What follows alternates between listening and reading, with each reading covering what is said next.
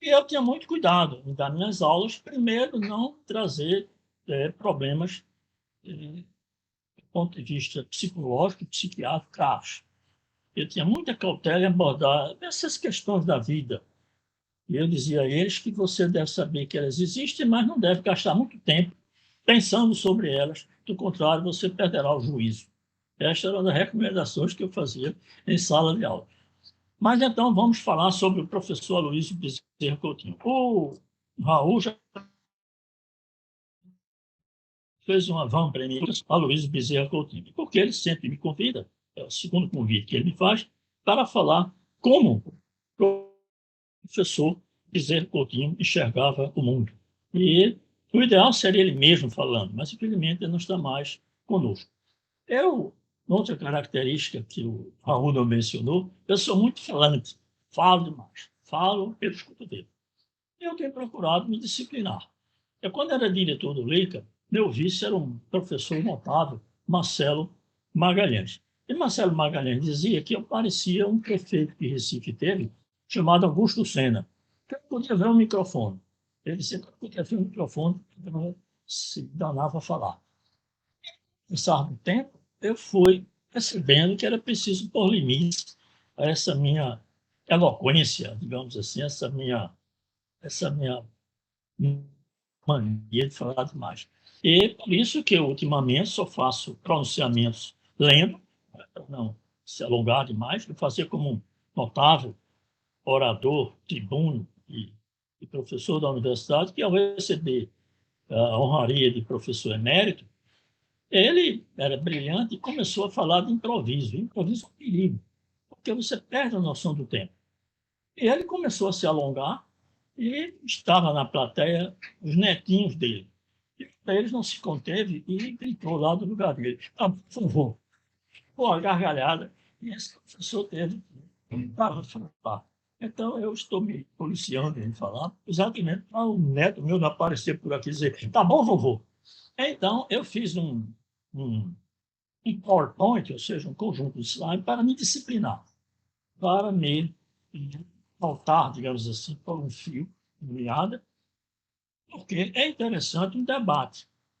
E por isso que nós estamos a 14h12, mas vou colocar, vamos até às 16 horas. Eu vou botar até 3h30 da tarde como sendo o tempo limite que eu devo falar, para reservar 30 minutos para nós conversarmos sobre esta figura maravilhosa que é o professor Aloysio Bezerra Coutinho. Bem, eu vou então fazer um PowerPoint, e segundo a Érica me ensinou, né? Na minha apresentação eu deixo de vê-los. Então, vocês, eu peço a Érica, se ela for permanecer todo o tempo, que se alguém quiser interromper minha palestra, que fale, porque eu não estou vendo mais ninguém. Certo? Então, vamos lá. Geralmente, professor, primeiro o palestrante faz a apresentação e depois da apresentação abrimos espaço para as perguntas. Tá certo. Muito bem. Então, agora eu vou fazer uma apresentação de slide. E vamos lá.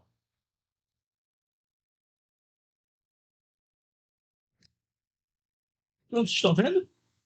Sim, professor, está aparecendo a apresentação. Bom, epistemologia em Aloysio Bezerra Coutinho.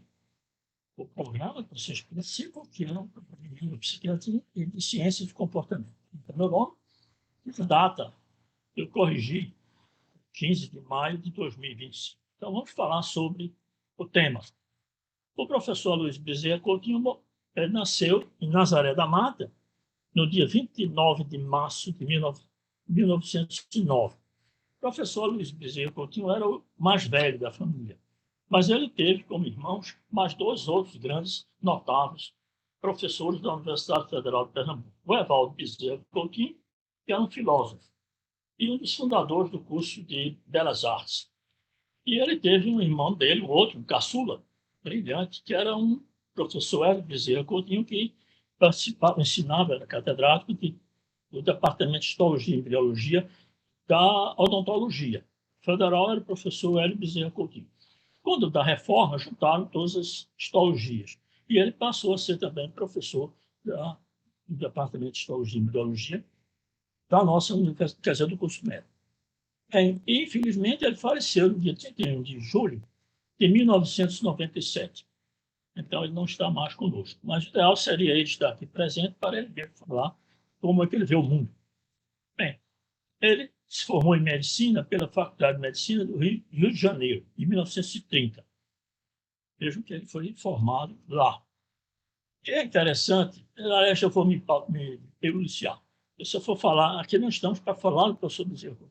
Eu já ia inserir um detalhe importante dessa passagem dele pelo Rio de Janeiro, mas vamos iniciar. Olha, aos 27 anos, presta atenção, aos 27 anos, ele obteve um concurso em cátedra de patologia na Escola de Medicina do Recife, hoje Universidade Federal de Pernambuco. Ou seria equivalente ao Centro de Ciências Médicas, mas era a Faculdade de Medicina. Imagine, com 27 anos, você ser catedrático. O catedrático, meus jovens, era diferente do que vocês veem hoje. Ele era regia a disciplina, tinha todo o controle sobre a disciplina e era muito poderoso. Muito poderoso. Hoje, no regime militar, eu acho que foi o Castelo Branco, a cátedra foi extinta. E houve uma reforma universitária, e o lamentável que eu acho nessa reforma universitária, eu acho que muitas outras reformas brasileiras, muda-se, mas não se verifica aquilo que está dando certo e se preserva. Eu acho que um equívoco da reforma universitária foi a extinção da cátedra. Eu acho que o catedrático não deveria ter os poderes que eles tinham, mas deveria existir. É uma falha que eu vejo na atual estrutura da Universidade Brasileira, federal, pelo menos, nas federais, é que não existe mais catedrático, não existe mais essa figura que é o líder. Quando você vai ao exterior, que conhece as grandes universidades pelo mundo afora, você vai ver que todo departamento, todo capítulo de conhecimento que existe nessas universidades tem um líder. Não os poderes que nós tínhamos como dono da cátedra. Ou seja, o que eles chamam de chairman ou chairperson. E é importante isso. Na nossa estrutura, houve um desmembramento. Existe o chefe do departamento, que não necessariamente é o líder do departamento. Porque, primeiro, quem quer ser chefe de departamento na Universidade Federal de Pernambuco? Porque ele tem um poder muito limitado e só é a vida toda administrar problemas. Bom, mas o fato é que o professor Aloysio foi catedrático bem jovem. Ele, lamentavelmente, como aconteceu comigo, compulsoriamente, foi aposentado em 1979. Ou seja, essa é chamada de expulsória. Eu fui expulso da universidade no ano de 2021, porque atingi uma idade que a lei impede de continuar ativo. Eu completei 75 anos. E então eu fui aposentado compulsoriamente. O professor Bezerra foi em 1979. Bem, fui aluno do professor Bezerra em 1968, quando eu cursava o terceiro ano de medicina. E a sua influência na minha formação foi tamanha que eu me divido em AC e DC. Não antes e depois de Cristo, mas antes e depois de Coutinho. Eu passei a ser outra pessoa depois que eu fui aluno dele. O professor Bezerra se situava estrategicamente no modelo do curso médico do passado, ao final da primeira metade do curso médico, que era exatamente quando você terminava as disciplinas básicas e você ingressar no clínico. Então, ele, com a bagagem cultural que ele tinha, como o professor Raul chamou a atenção, ele fazia a ponte entre as disciplinas básicas e as clínicas. E é lamentável que, primeiro, houve uma reforma da universidade, eu não vou falar do curso médico, da estrutura curricular, e que eu não vou opinar porque não é minha área, eu não entendo. Eu não sei se a minha era melhor do que a atual, se a atual é melhor do que a... Em suma, eu prefiro não opinar. Aliás, algo que o professor Bezerra me ensinou é que nós temos que pôr limites à nossa competência. Não tem que estar entrando na seara alheia. Então, eu não entendo nada disso e, portanto, eu prefiro não opinar. Mas, na época que eu fiz medicina, nós cursávamos as disciplinas básicas e depois é que nós íamos cursar as clínicas. Mas ele ficava numa posição estratégica que era professor, e encerrava, digamos assim, as disciplinas básicas quando nós íamos começar as clínicas. E a importância dele é porque ele, com a bagagem cultural dele, ele juntava para a gente o que importa da área básica para que nós pudéssemos ser melhores médicos na área clínica. Essa era a importância que eu via do professor Luiz Bezerra Coutinho durante o curso. Bom, quando eu era estudante, aliás, eu sou estudantes, aliás, vocês são estudantes, são estudantes. Estudantes é uma classe, é uma categoria de seres à parte. Vocês são notáveis. Lamentável aqueles que procuram cessear a liberdade, a voz dos jovens. Porque os jovens, lógico, assim, tão devagar quanto eu quero, e nem tão acelerado como querem os jovens. Aí surge um vetor resultante, que é o caminho do mundo, que é aquele nem tão rápido, nem tão devagar. Muito bem. Mas quando eu era estudante, era uma piada que surgia entre nós que dizia o seguinte: quando o professor Bezerra falava, ninguém ouvia. Quando ouvia, não entendia. E quando entendia, não era patologia geral, que era a cadeira ou disciplina, hoje, que ele era responsável. Por que isso? Porque ele falava baixo. E ele usava um português muito elaborado para os adolescentes que éramos, na ocasião. Adolescente, gíria, estou ligado, é isso aí, por aí lá vai. Mas ele usava um português castiço. Ele zelava muito pelo português, com, aliás, uma finalidade até filosófica. Aliás, finalidade não, com um propósito filosófico. Ele dizia isso, uma aula para a gente, que se você descreve um raciocínio com dois vocábulos, veja, eu não usava a palavra, não, vocábulos, A e B, e que cada vocábulo dá margem a duas interpretações, A1, A2, B1, B2, pelo nasce combinatório, você vai ter 4 interpretações. Por isso que ele alertava para que nós soubéssemos usar apropriadamente as palavras para expressarmos as nossas ideias. Mas outra característica interessante, que era essa, quando você entendia, não era patologia geral, é que ele, mais do que ensinar patologia, é usar a patologia como um pretexto para ensinar questões que ele julgava mais importantes. Esta foi a influência marcante do professor Luiz Bezerra Coutinho em mim, como docente. Quando eu ensinava bioquímica, eu, mais do que bioquímica, eu procurava ensinar aos meus alunos outras questões da vida que eu julgava mais importante, que está mostrando moléculas. Eu me lembro até que numa das aulas eu mostrei lá uma molécula e eu disse: eu estou mostrando essa molécula aqui para que vocês não me denunciem na reitoria dizendo que eu sou um professor de bioquímica e não mostro moléculas. Mas eu sei que uma boa parte dos estudantes não gosta de ver moléculas, porque esse é o desafio de bioquímica. Porque as moléculas você não vê. Requer imaginação. Só, lógico, algumas macromoléculas é possível, com certos recursos, você enxergá-las. Mas, de maneira geral, você não ensina. Você não vê molécula de glicose. Bom, então você tem que imaginar. Imaginação é um atributo intelectual em desuso. Se foi em desuso, mas dizem alguns, eu não sou dessa opinião, não, que está cada vez mais se usando menos a imaginação. Mas isso aí fica para crítica generalizada, sem base, e que eu apenas estou repetindo. Então, eu passei a usar essa estratégia nas minhas aulas de bioquímica. Bom, como eu disse a vocês, vamos prosseguir. Como professor, perdão, eu vou desligar meu celular para que ele não me perturbe, porque vocês são mais importantes do que telefonemas. Então, para isso, eu vou usar um recurso chamado modo avião. Pronto. Bem, como o professor Luiz Bezerra Coutinho contemplava a aquisição do conhecimento humano e com essas garantias que se tinha que ele era verdadeiro. Isto é o que se chama de epistemologia, que é este desafio que o professor Raul colocou. Veja que minha palestra aqui não é a biografia do professor Luiz. Nós vamos parar de falar a biografia dele agora e vamos apenas mostrar a vocês como ele enxergava o mundo e como é que ele achava que ele era verdadeiro, ou seja, como você poderia se aproximar da verdade do mundo.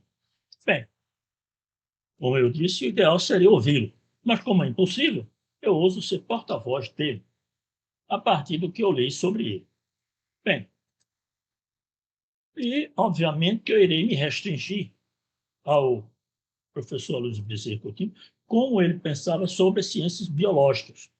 Porque o professor Aloysio Bezerra Coutinho, como bem disse o Raul, ele tinha uma bagagem cultural impressionante. E ele, então, ele entrava em áreas outras e que eu não me arvoro, por incompetência, de entrar nelas. Mas ele era um filósofo, além de ser um pesquisador da área de ciência biológica. Então, eu chamo mais uma vez, eu irei me restringir à parte biológica. Bem, o que era ciência para o professor Aloysio Bezerra Coutinho? Começamos já por aí. O professor Bezerra Coutinho dizia que ciência é observação e classificação dos fatos relativos a um determinado grupo de fenômenos e a formulação das leis gerais que os regem. Prestem atenção nessa definição dele. Era assim que o professor Bezerra definia ciência. Eu tenho a impressão que é assim que está no livro dele. Aliás, tem um livro que eu irei falar mais tarde, que é o resumo de tudo que ele pensava sobre epistemologia e ciência biológica, que é o da natureza da vida. Mas o professor Bezerra Coutinho, ele chamava atenção para o seguinte: a observação e a classificação, para ele, não eram ainda ciência, porque a classificação que se chama de taxonomia.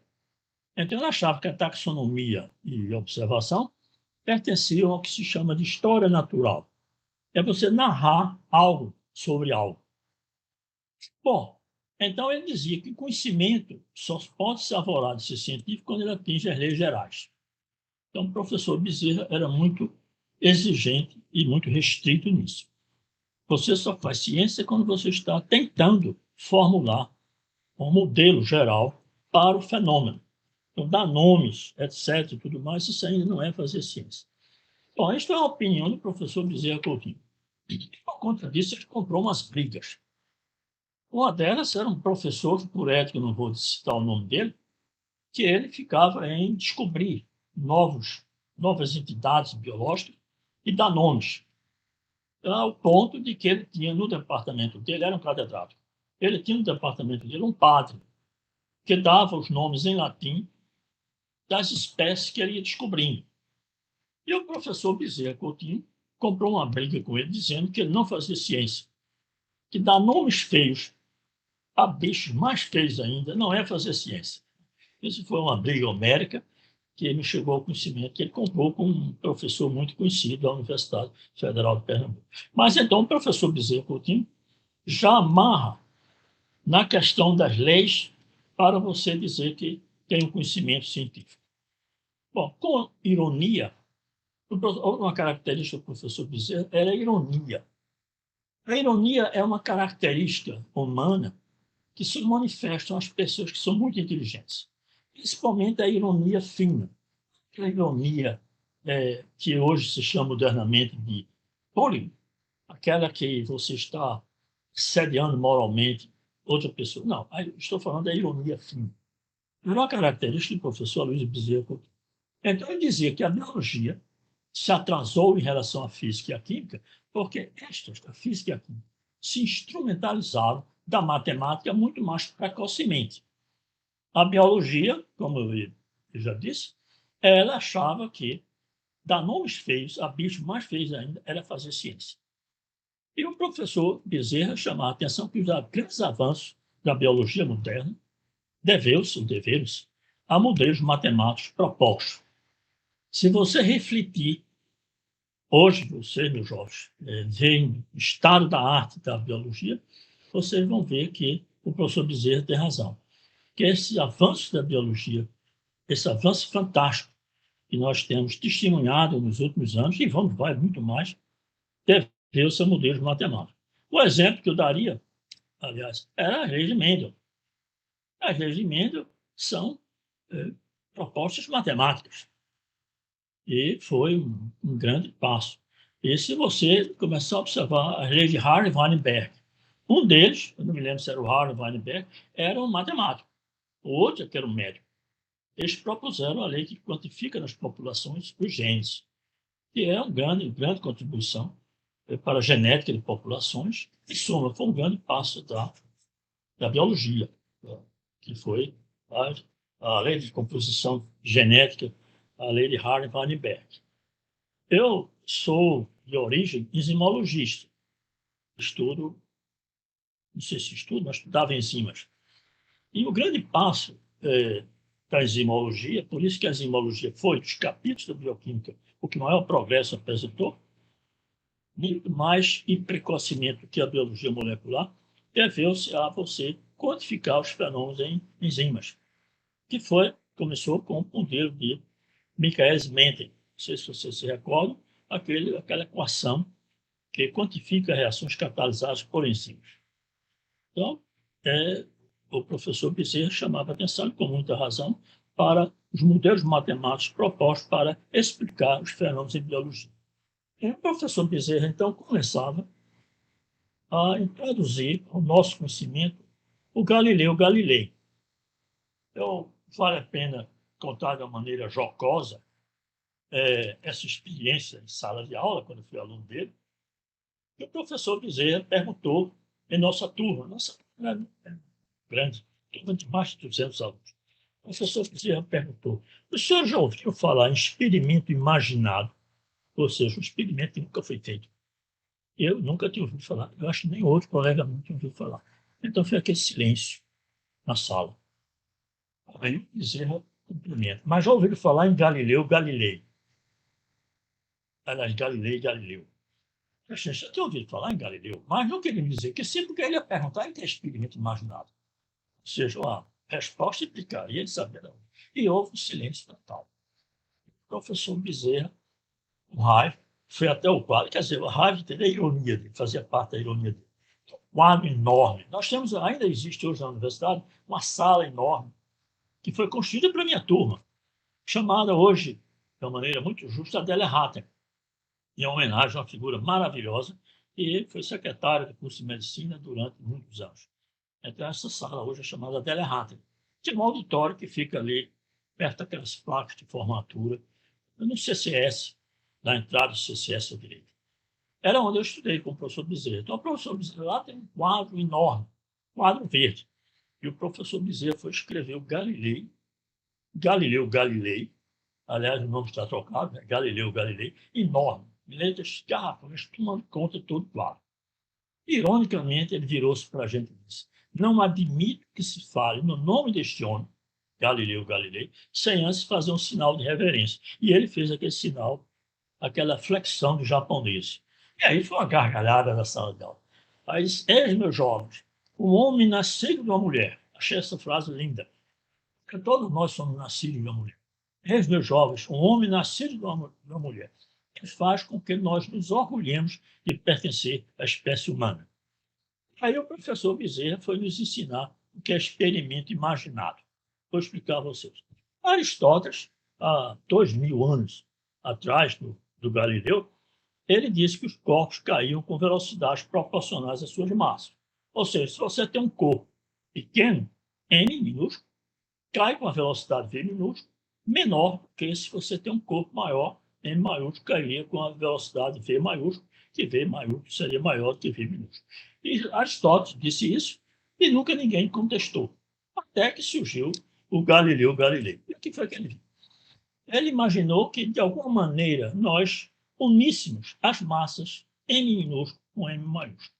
O que aconteceria? Ora, pelo modelo aristotélico, os dois corpos reunidos, que agora chamamos de m, seria o somatório, teria uma velocidade que seria o somatório das massas.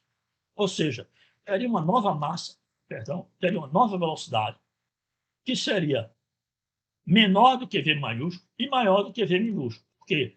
Porque seria menor do que v maiúsculo? Porque m minúsculo estaria segurando m maiúsculo, a massa. E por que seria maior do que v minúsculo? Porque a massa maiúscula, m maiúsculo, estaria puxando m minúsculo.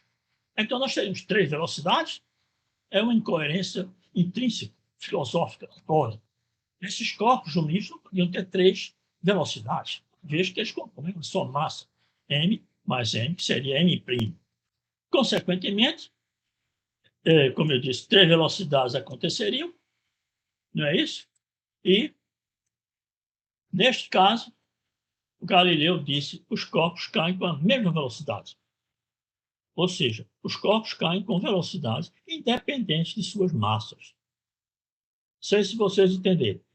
Bom, eu não estou vendo vocês, mas eu pediria, se Érica ainda estiver aí, se alguém quiser que eu repita, eu repetirei com o maior prazer. Mas todos entenderam? Sim, professor. Entenderam? Pronto, ótimo. Então, veja, Galileu não fez experimento, usou a lógica e derrubou aquele que era tido como verdadeiro durante 2000 anos, lá do Aristóteles. Bem, aqui eu vou mostrar a vocês, eu não vou exibir hoje, porque vai tomar tempo, mas são 2 vídeos demonstrando que Galileu estava certo. Esse primeiro, é um repórter, jornalista, Brian Cox, que visita uma máquina, um dispositivo da NASA, se não me engano, que produz o maior vácuo do mundo. Esse programa foi apresentado pela BBC de Londres. Aí está o endereço do YouTube, e eu hoje acessei de manhã e está funcionando. Então, depois, na hora de ócio, em vez de estar vendo novela mesmo, esse negócio, está vendo besteira? É isso lá no seu YouTube, e você vai ver que experimento extraordinário, em que o Brian Cox, auxiliado por uma equipe lá da NASA, mostra que Galileu tinha razão. E aqui um outro, que é um astronauta na Apollo 15, provando que Galileu tinha razão. E lá no espaço, quase na gravidade baixa, ele estava sendo, isso é importante que se diga, estava sendo transmitido para todas as escolas públicas dos Estados Unidos. Então ele jogou um martelo, uma folha de papel, salvo o melhor juízo. E os dois caíram igualmente. E você sabe que aqui na superfície da Terra, você soltar uma folha de papel e o martelo quebraria. Então, quando ele viu que os corpos caíram igualmente, ele arrematou. Galileu tinha razão. Tá? Então, esse vídeo vocês depois veem com mais calma. Então, agora está uma outra consideração do Galileu. Galileu é considerado por muitos o pai da ciência moderna, porque foi o primeiro a combinar observação experimental com a descrição dos fenômenos no contexto teórico, com leis expressas em formulação matemática. Aí vem a questão da matemática. Eu mandei uma vez um vídeo que me chegou ao Raul. Eu não sei se ele ainda tem esse, que é mostrando as formas e a matemática no mundo, principalmente no mundo da biologia. Pode-se dizer que Galileu marcou a transição da filosofia natural da antiguidade ao método científico atual. Segundo Galileu, o universo é um grande livro. Essa frase é muito bonita, que às vezes pensamento é muito bonito do Galileu, que obviamente ele não disse em português, né? É um grande livro que continuamente se abre perante nossos olhos. Mas não se pode compreender o universo, isso, sem antes entender a língua e os caracteres com os quais ele está escrito. O universo ele está escrito em linguagem matemática. Os caracteres, circunferência e outras figuras geométricas, sem cujos meios é impossível entender humanamente as palavras. Sem eles, nós vagamos perdidos dentro de um obscuro labirinto. Isso significa que a linguagem matemática é, para Galileu, fundamental para a explicação dos fenômenos naturais. Ou seja, meus jovens, fora da matemática não há salvação. O professor Bezerra dizia isso em sala de aula. É que eu tenho uma tendência de tergiversar, uma fase bonita, que é sair do tema, mas eu vou me policiar para não sair do tema e mostrando uma vez que eu vi na prática o professor Bezerra chamando a atenção para a importância da matemática. Bom, então aí vocês têm outro vídeo, que é a matemática na natureza. Eu também rodei esse filme no YouTube, que é um matemático, acho que americano, explicando como vê a matemática na natureza. Muito bem. Então, a ciência biológica para o professor Luiz Bezerra Coutinho, ela pertence, a biologia, aos domínios da filosofia científica, usando a genética como eixo. O professor Coutinho ele publicou um livro chamado Da Natureza da Vida. Brilhante esse livro. Inclusive, por conta desse livro, é que eu dava as aulas iniciais, curso de Ciências Biológicas, Ciências Ambientais e Medicina, e eu rotulava esta aula como da natureza da vida, inspirado no livro do professor Bezerra. Então, o professor Bezerra chamou a atenção da genética como isso, por uma razão simples, porque vocês sabem que a genética é digamos assim, é uma estrutura de pensamento que permeia toda a biologia. Tem uma outra que a gente poderia falar um pouco, mas vou deixar para lá. Muito bem, aí está o livro do professor Bezerra, da Natureza da Vida. Esta é a primeira versão, desculpe, que foi publicada na época que eu era pró-reitor, com falhas, deixou a desejar, mas depois o professor Eulário, que era da nutrição, hoje eu creio que esteja no IMIP, ele corrigiu essa falha, reproduzindo, ou seja, republicando o livro da Natureza da Vida de uma forma melhor. Se vocês quiserem, podem mandar um e-mail para mim. Aliás, esqueci de colocar na minha apresentação no e-mail. Eu posso dizer os dados bibliográficos do livro do professor. E aí, para meu orgulho, é a dedicatória dele ao Luiz Bezerra de Carvalho, com grande gratidão. Bezerra Coutinho. Bom, aí está uma foto do Luiz Carvalho, bem jovem, com cabelo, né, ao lado do reitor, então o reitor Jorge Brown, e o professor Bezerra, quando o lançamento do livro. Foi, sem sombra de dúvidas, um dos grandes momentos da minha atuação como pró-reitor da Universidade Federal de Pernambuco. Foi patrocinar a publicação deste livro. Eu gostaria de dizer a vocês que eu tentei, sem sucesso, encontrar um tradutor para converter esse livro do professor Bezerra em inglês, para o inglês. E encontrar uma editora lá, americana ou inglesa, seja lá onde fosse, para publicar este livro em inglês. Mas, infelizmente, não consegui. Quem sabe, agora aposentado, eu não consiga isso. Mas, com isso, lógico, eu teria que entrar em contato com a família do professor Aloysio Bezerra Coutinho para poder obter os direitos. Não que eu queira ficar rico com isso, mas apenas para fazer as ideias do professor Bezerra Coutinho irem mais além. Aí, ainda no contexto pessoal, é o professor Bezerra Coutinho, durante a minha posse como professor titular, assinando o livro da minha posse. A então diretora, a professora Ana Cabral, o professor Barreira, é esse que era o reitor na época, aliás, era vice-reitor, mas o reitor estava em viagem e ele assumiu a solenidade, ele presidiu a solenidade. O professor Geraldo Pereira, que posteriormente foi vice-reitor da universidade. Aqui está outra foto ainda pessoal, né? Que é sendo abraçado pelo meu filho caçula, que hoje é professor da Universidade Federal de Pernambuco, e o professor Bezerra Coutinho me cumprimentando. Muito bem. Então, o professor Bezerra Coutinho, seu entendimento, existe um contínuo, quer dizer contínuo, ou seja, existe uma interrupção da física para a química e desta para a biologia. Eu achei isso um encanto. Ou seja, é isso que você é fascinante. Você imaginar que a física, e a química e a biologia são etapas ou momentos diferentes do mesmo fenômeno. Vocês entenderam a profundidade disso que o professor Bezerra Coutinho afirma. A crença de que os organismos vivos, ele evitava, ele nunca chamava ser vivo, porque o professor Bezerra fazia uma rejeição a essa palavra vivo, e a gente não sabe o que é a vida. Não se define a vida de uma maneira apropriada. Ele preferia chamar sistemas biológicos. A crença de que os organismos, sistemas biológicos, se diferenciavam da matéria inerte, graças a uma força vital, que não se enquadrava nem no campo dos estudos da física e da química, que é o vitalismo, né, impediu esta visão que o professor Bezerra Coutinho mostra assim. Ou seja, o vitalismo comprometeu a biologia, porque achando que tinha que ter uma força vital, que as moléculas que eram sintetizadas pelo sistema biológico não poderiam ser sintetizadas em laboratório, por lei do engano. Até que Kohler sintetizou ureia a partir de dois compostos inorgânicos. E todo mundo já sabia que a ureia era presente na urina, sintetizada por um sistema biológico. E isso foi derrubado, essa história, e aí foi quando surgiu a bioquímica, que é a química dos seres vivos.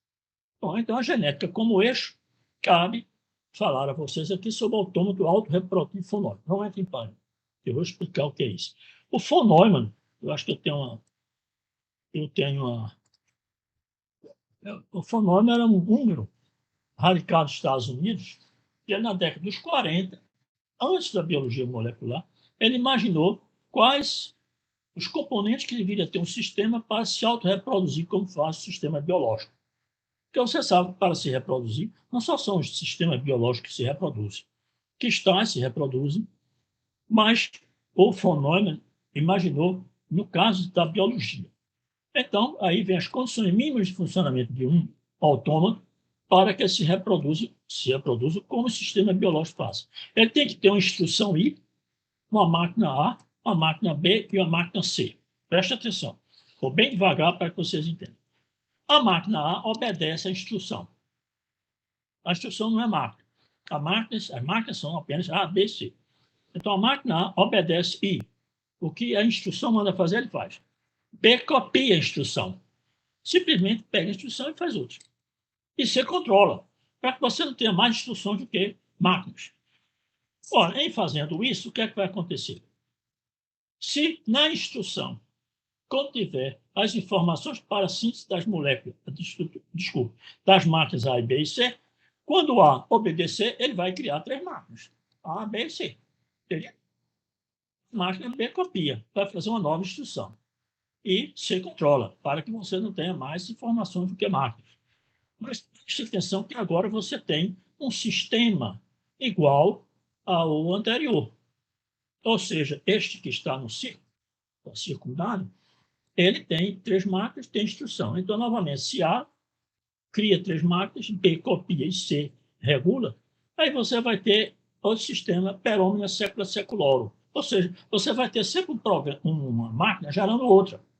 Que é isso que acontece em biologia.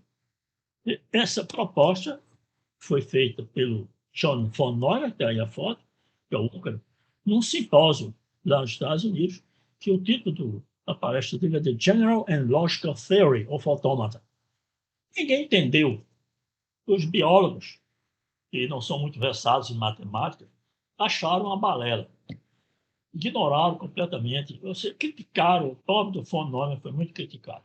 Ora, aí, meus jovens, vem o ácido nucleico, propõe a molécula do ácido nucleico, depois Koechlin descobre a enzima que duplica a molécula do ácido nucleico, e depois vem os avanços, vem a chamada biologia molecular. Então, agora eu chamaria a atenção de vocês para o seguinte: na biologia, o que é a instrução? É o ácido nucleico. Que é a máquina A? A síntese proteica. Quem é a máquina B? Perdão. Tá certo.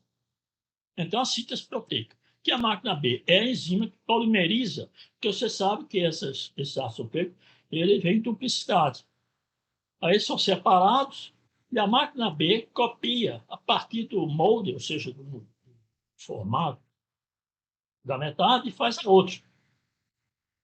E C é chamado controle genético. Ou seja, o von Neumann, antes da biologia molecular, mostrou como era que se processava o ácido nucleico, a duplicação do ácido nucleico, a síntese proteica e o controle genético, que é a chamada biologia molecular. Então, vocês vejam que este modelo do von Neumann, isso foi apresentado nos Estados Unidos na década de 40, e o professor Bezerra começou a ensinar logo aqui na Universidade Federal de Pernambuco. Por que eu sei disso? Porque o professor Wilson Farias, uma grande figura da medicina pernambucana, da Faculdade de Medicina, ele foi aluno de Bezerra Coutinho, eu acho que no começo da década de 50 ou no final da década de 40, não estou muito certo. E ele, carinhosamente, na turma dele, eles gravaram as aulas do professor Bezerra Coutinho, desculpe, e fizeram uma publicação, e o professor Wilson Farias, e fechou essas apostilhas, fez um livro e carinhosamente me dedicou. E eu li nos apostilas do professor Wilson Farias, que Bezerra já ensinava a teoria dos autômatos autoprodutivos. Ou seja, o professor Marcelino eu confundi, o professor Luiz Bezerra Coutinho foi extremamente precoce. Ele enxergou a importância do fonônimo. Lamentavelmente, os biólogos levaram tempo para entender isso. Bom, agora vamos, feito isto, falar sobre outras questões do professor Bezerra Coutinho, como ele enxergava o mundo, e que eu acho importante dividir com vocês. A ciência natural é essencialmente neutra quanto aos pontos de vista éticos. Isso dito, provoca um certo impacto. Ou seja, a ciência não toma partido. Não existe ciência com ética sem ética. Afinal de contas, fazer ciência não é catecismo. Isso Bezerra dizia isso. Eu pergunto a vocês que estão provavelmente simplesmente envolvidos em experimentos, laboratório, clínico, seja lá o que for, na pós-graduação de vocês. O orientador de vocês, nem os professores de vocês da pós-graduação, como eu, estamos mostrando a vocês o que é bom, o que é mal, onde está a bondade e onde está a maldade. Isso você aprende em outros compartimentos, mas não a ciência. Agora, a tecnologia é diferente. Então, a ciência natural é neutra. Ela não impõe decisões, isso é a palavra de Bezerra, apenas demarca o que é possível e o que é impossível. Não estabelece maneira de como usar suas leis, nem as possibilidades das técnicas que dela derivam. Aí é que vem a história. Quando descobriram a energia dos átomos, surgiu a radioatividade, surgiram os compostos radioativos, uma descoberta extraordinária. Quem descobriu isso, não o casal Curie, e muitos outros da área, eles não pensaram em bomba atômica. A bomba atômica veio depois. A bomba atômica é tecnologia. A bomba atômica não é ciência. Não sei se vocês estão entendendo. Uma substância, essa é outra do Bezerra, tanto pode ser um veneno como uma medicina. E medicina aí ele está querendo dizer um fármaco, uma substância usada para aliviar sintomas, curar, etc., em medicina. A forma do uso, ocasião e indicação é que fazem veneno ou remédio. E é verdade, a água pode ser tóxica. Basta que você beba mais água e entre lá pelas vias respiratórias, você morre. Oxigênio é importante, mas oxigênio demais, nada. Você veja que logo descobriram a importância do oxigênio para o recém-nascido, os prematuros, se aplicavam, colocavam as crianças, os recém-nascidos, em incubadoras com elevado teor de oxigênio. Os meninos se salvavam, mas muito sequelados. Então verificaram que ninguém, o mundo, não suporta pressão maior do que o equivalente a 40% de oxigênio. Então, hoje, as incubadoras, importantíssimas, em neonatologia, elas não vão mais do que 40% de oxigênio, porque o oxigênio é tóxico acima disso. Para isso, quem quer que faça ciência, ao se comportar como moralista, está apenas fazendo dela um uso determinado para o que ele pensa ser verdadeiro, bom, embora nem sempre o seja. São palavras do professor Bezerra. O risco de erro tem levado até atitudes reprováveis, quando a qualificação moral da pessoa que está fazendo ciência deixa a desejar, o que infelizmente tem sido mais do que frequente em todos os tempos, desde que se pôde falar em ciência. Vocês devem ter visto o filme Operação Oppenheimer, né, isso da Manhattan, que foi pessoas, digamos, cientistas, entre aspas, que se mobilizaram para fazer bomba atômica. Bom, mas a neutralidade essencial da ciência não inibe, nem compromete o uso justo da ciência, é capaz de melhorar as sociedades, promover a manifestação do que se chama virtude. Eu vou dar um exemplo a vocês de uma contribuição científica extremamente relevante. Aliás, a humanidade se beneficiou muito de algumas das conquistas da ciência. Uma delas eu chamaria a atenção, que recentemente eu assisti uma brilhante palestra do Dr. Eduardo, a vacina. As vacinas que estão sendo criticadas, existe um movimento negacionista das vacinas, Mas, como disse o palestrante lá na Academia Pernambucana de Medicina, o sucesso aliás, a grande fraqueza da vacina é o seu sucesso. Eu, quando fui estudante de medicina, vi muitas crianças morrerem com meningite, pólio, muitas doenças. E que hoje era muito difícil internar uma criança com tétano numa enfermaria específica para tétano que existia no Hospital Oswaldo Cruz. Essa enfermaria foi fechada. Não existe mais. Por quê? Não tem ninguém mais tem tétano. E se tem, não sei, vai para um hospital comum qualquer. Não precisa ter uma enfermaria para tétano. Isso graças à vacina.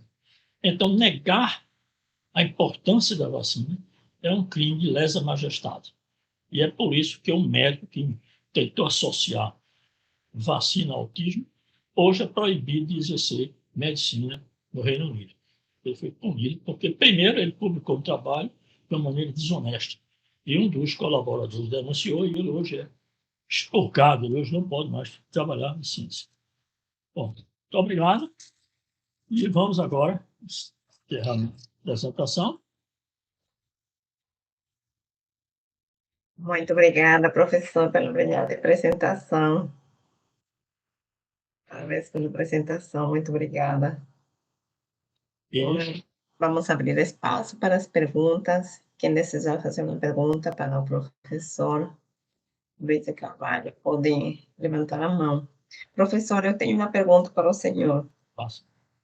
Como a vida e obra do Dr. Coutinho... Dá licença, Érica, só um pequeno comentário. Nota 10 para Luiz Carvalho. São 14h56. Ou seja, eu terminei meia hora do que eu havia me programado. Eu estou muito disciplinado. Fala, Érica, diga. Como a vida e obra do Dr. Coutinho ilustram a importância do compromisso social e científico na formação dos médicos? Isso. Olha, veja só. Por isso foi importante eu fazer a minha apresentação curta para dar margem a essas perguntas. Ciência é isso que eu mostrei a vocês. Agora, uma outra entidade que as pessoas confundem muito, alguns até acham que é sinônimo, é tecnologia, que não tem nada a ver. Inclusive, a tecnologia é muito mais antiga do que a ciência. Fazer bebidas alcoólicas a partir de fermentação de certas matérias-primas é uma atividade imemorial. A arte rupestre, essa que você encontra de 10 mil anos atrás, há indícios de que as pessoas já fermentavam para obter isto que a minha babá, por incrível que pareça, pessoal, eu tive uma babá, era dizer que tinha mais poder do que Deus deu juízo ao homem e o etanol ter o juízo dos homens. Então, vou fazer uma diferença entre ciência e tecnologia. Fazer bebida a partir de fermentação de uva para vinho, arroz para saquê, e por aí lá vai, isso era tecnologia. E isso você pode até fazer artesanalmente. Mas a descoberta que este era um processo fermentativo que requeria a presença de micro-organismos, Saccharomyces cerevisiae, seja lá o que for, isso aí foi ciência. Então a ciência descobriu, mas fazer bebida independia de ciência. Então veja só, Érica, fazer ciência, você não introjeta, palavra bonita, no cientista qualidades morais. Não, ao fazer um experimento com enzimas, no caso, com camundongos, com ratos, etc., nesta atividade não está implícita a diferenciação entre o bem e o mal. Ou seja, o cientista, se ele é bom caráter, lógico que ele vai ter uma cautela sobre as consequências da pesquisa que ele está fazendo. Mas se ele não tem essas características, ele faz o que bem tem. Mas isso não é culpa da ciência, é culpa da pessoa. Agora, onde é que as pessoas mais, digamos assim, corrompem a ciência? É na tecnologia. Então, veja, o exemplo que eu dei foi o da radioatividade. Quem descobriu a radioatividade é mais pessoas em bomba atômica. A bomba atômica surgiu posteriormente, na tecnologia. A bomba atômica não é ciência. A bomba atômica é uma tecnologia. Isso. Então, o médico Vamos falar especificamente do médico. Eu, sendo por ética, não vou citar o nome, eu tive, raríssimo, mas eu tive um colega que era mau caráter, desde a época que era estudante, ao ponto de ter sido suspenso da universidade por um ano por se envolver numa fraude vestibular. Então, esta pessoa se tornou criminosa quando foi médica. Então, foi a medicina que a fez criminosa. Ela já era. Ela apenas teve um novo, digamos assim, uma nova ferramenta para praticar crime. Então, é essa história da corrupção. O problema da corrupção sempre existe, porque, infelizmente, o mundo não é feito de santos. Não é isso?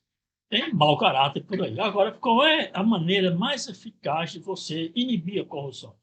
Punindo exemplarmente e fazendo com que a pessoa cumpra a pena.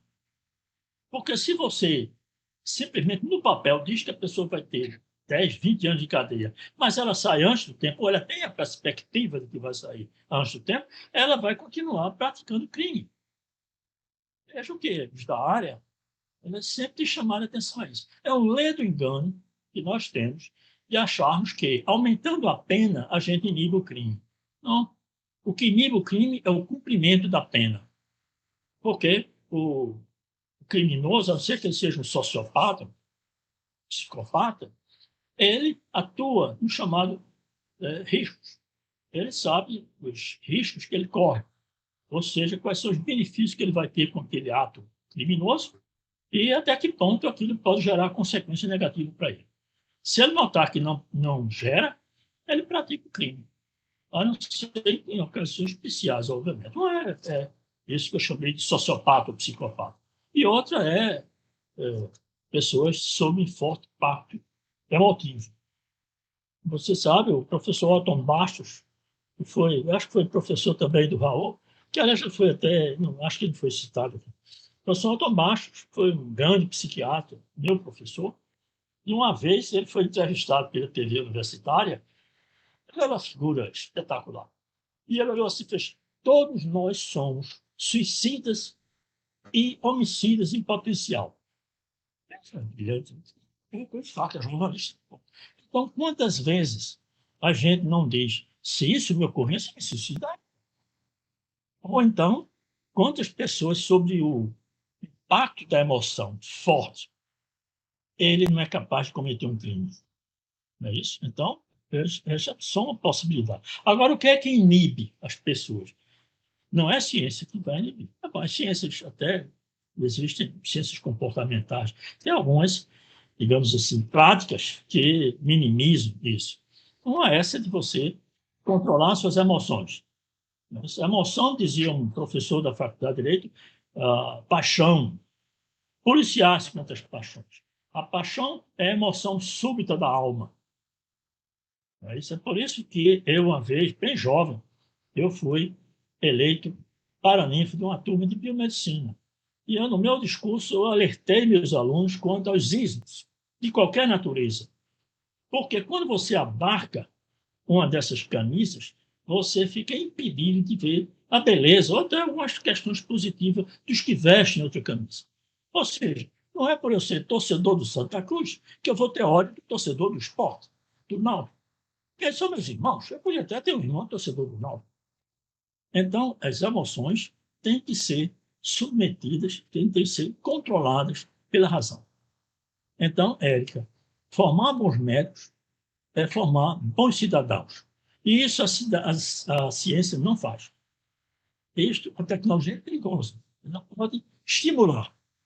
Mas existem colegas meus, tem um que é acadêmico, professor da UPE, que ele usa as artes. Ele dá muitas aulas de artes em medicina. Então, eu uma vez tive a oportunidade de dizer que alguns pensam que a ciência é uma chave mestre, uma gazua, que abre as portas de todas as soluções da humanidade. Leio engano. A humanidade precisa de outras instituições para melhor se haver no âmbito da simbiose do que a ciência. E uma delas são as artes. há outras, que eu não vou entrar aqui em discussão. Mas eu vi que o meu querido Raul levantou a mãozinha ali. Raul, você está com a palavra. Eu não sei. Estão me ouvindo? Sim. Estou ouvindo. Ótimo. Veja, Luiz, eu tenho 3 perguntas para lhe fazer. Não sei se você pode. É uma curiosidade.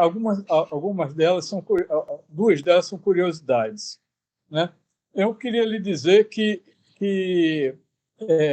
sobre isso que você comentou agora, nós tivemos aqui uma palestra brilhante da professora Gisélia Alves. Isso. Aliás, eu vou mandar para você os artigos saídos das anotações dos alunos, porque depois de cada uma dessas palestras, eu peço aos alunos que façam um resumo daquilo que eles compreenderam sobre a palestra.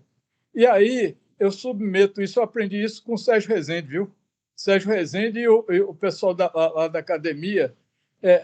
Então, eu pego esses resumos e submeto todos eles à inteligência artificial e dela sai um artigo. E eu fiquei muito feliz, rapaz, porque esse artigo que saiu da inteligência artificial mostrou o alcance que tem essas palestras na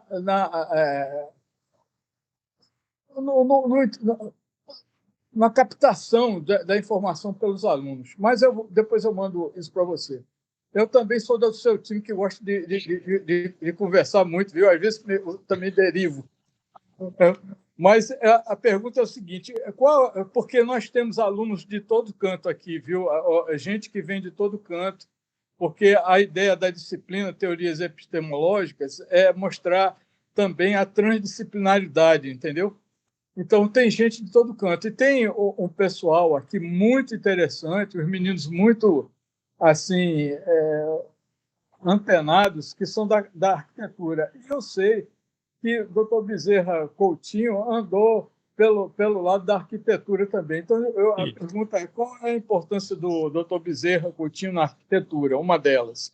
A outra é o seguinte: a esquizomose é uma doença parasitária causada pelo trematóide Schistosoma mansoni, cujas formas adultas habitam os vasos mesentéricos do hospedeiro definitivo, o homem, e as formas intermediárias se desenvolverem em caramujos gastrópodes aquáticos do gênero Bionfalaria.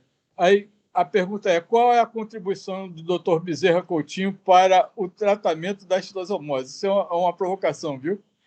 E a última é: qual é isso é uma pergunta que tem a ver com há muitos anos atrás, eu gostava muito de ler, eu puxei isso do meu pai, que era um motorista, viu? Mas ele gostava muito de ler e me levou isso para mim. Então, quando chegava lá na faculdade, eu ia lá para a Biblioteca Central e começava a pegar livros.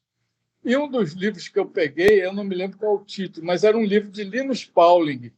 E havia uma citação de Dr. Bezerra Coutinho, né, que Linus Pauling tinha feito. Aí a pergunta, se você sabe, qual é a relação de Bezerra Coutinho com Linus Pauling? Quais são essas aí? Eu não vou falar muito, não, porque os meninos também devem querer perguntar. Eu vi que o Carlos já pediu para falar, e também o Joacim.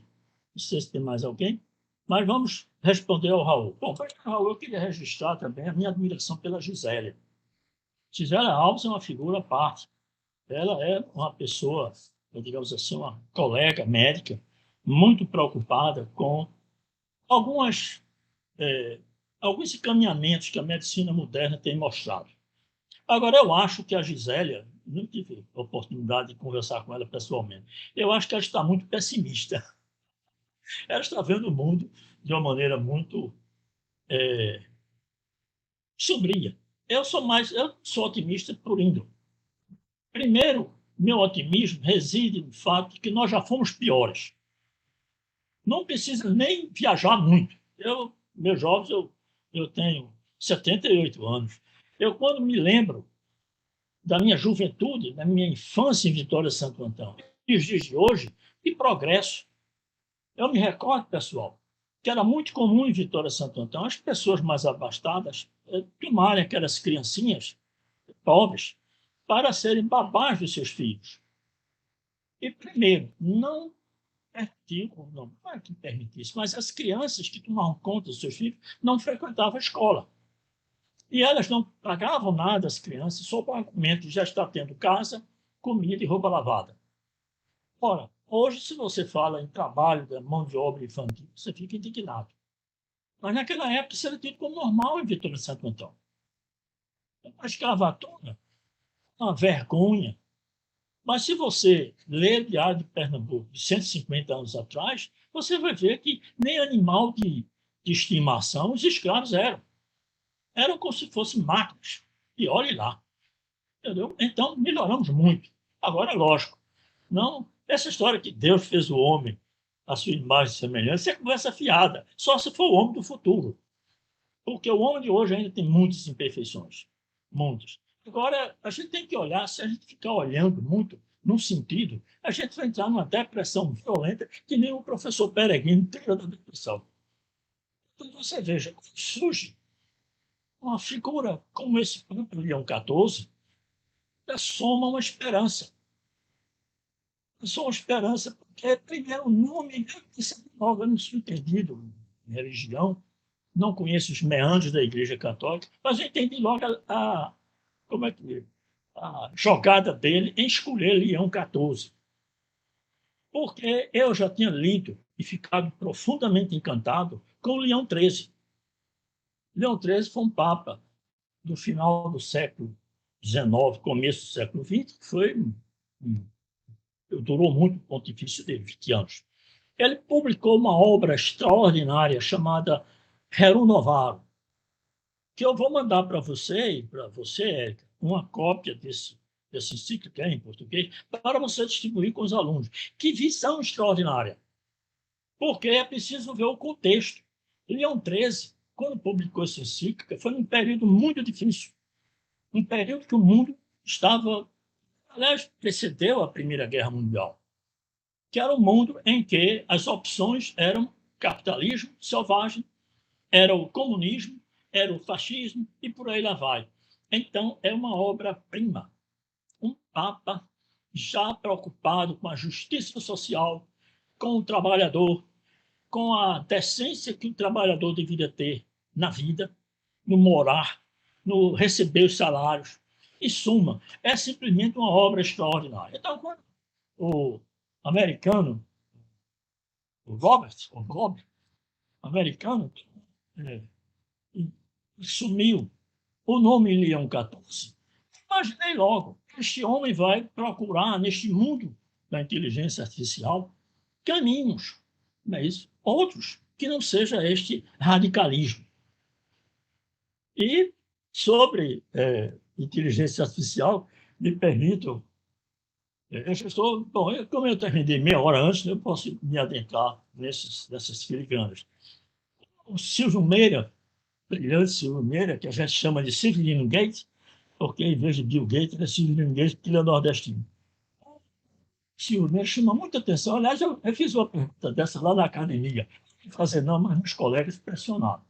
Eu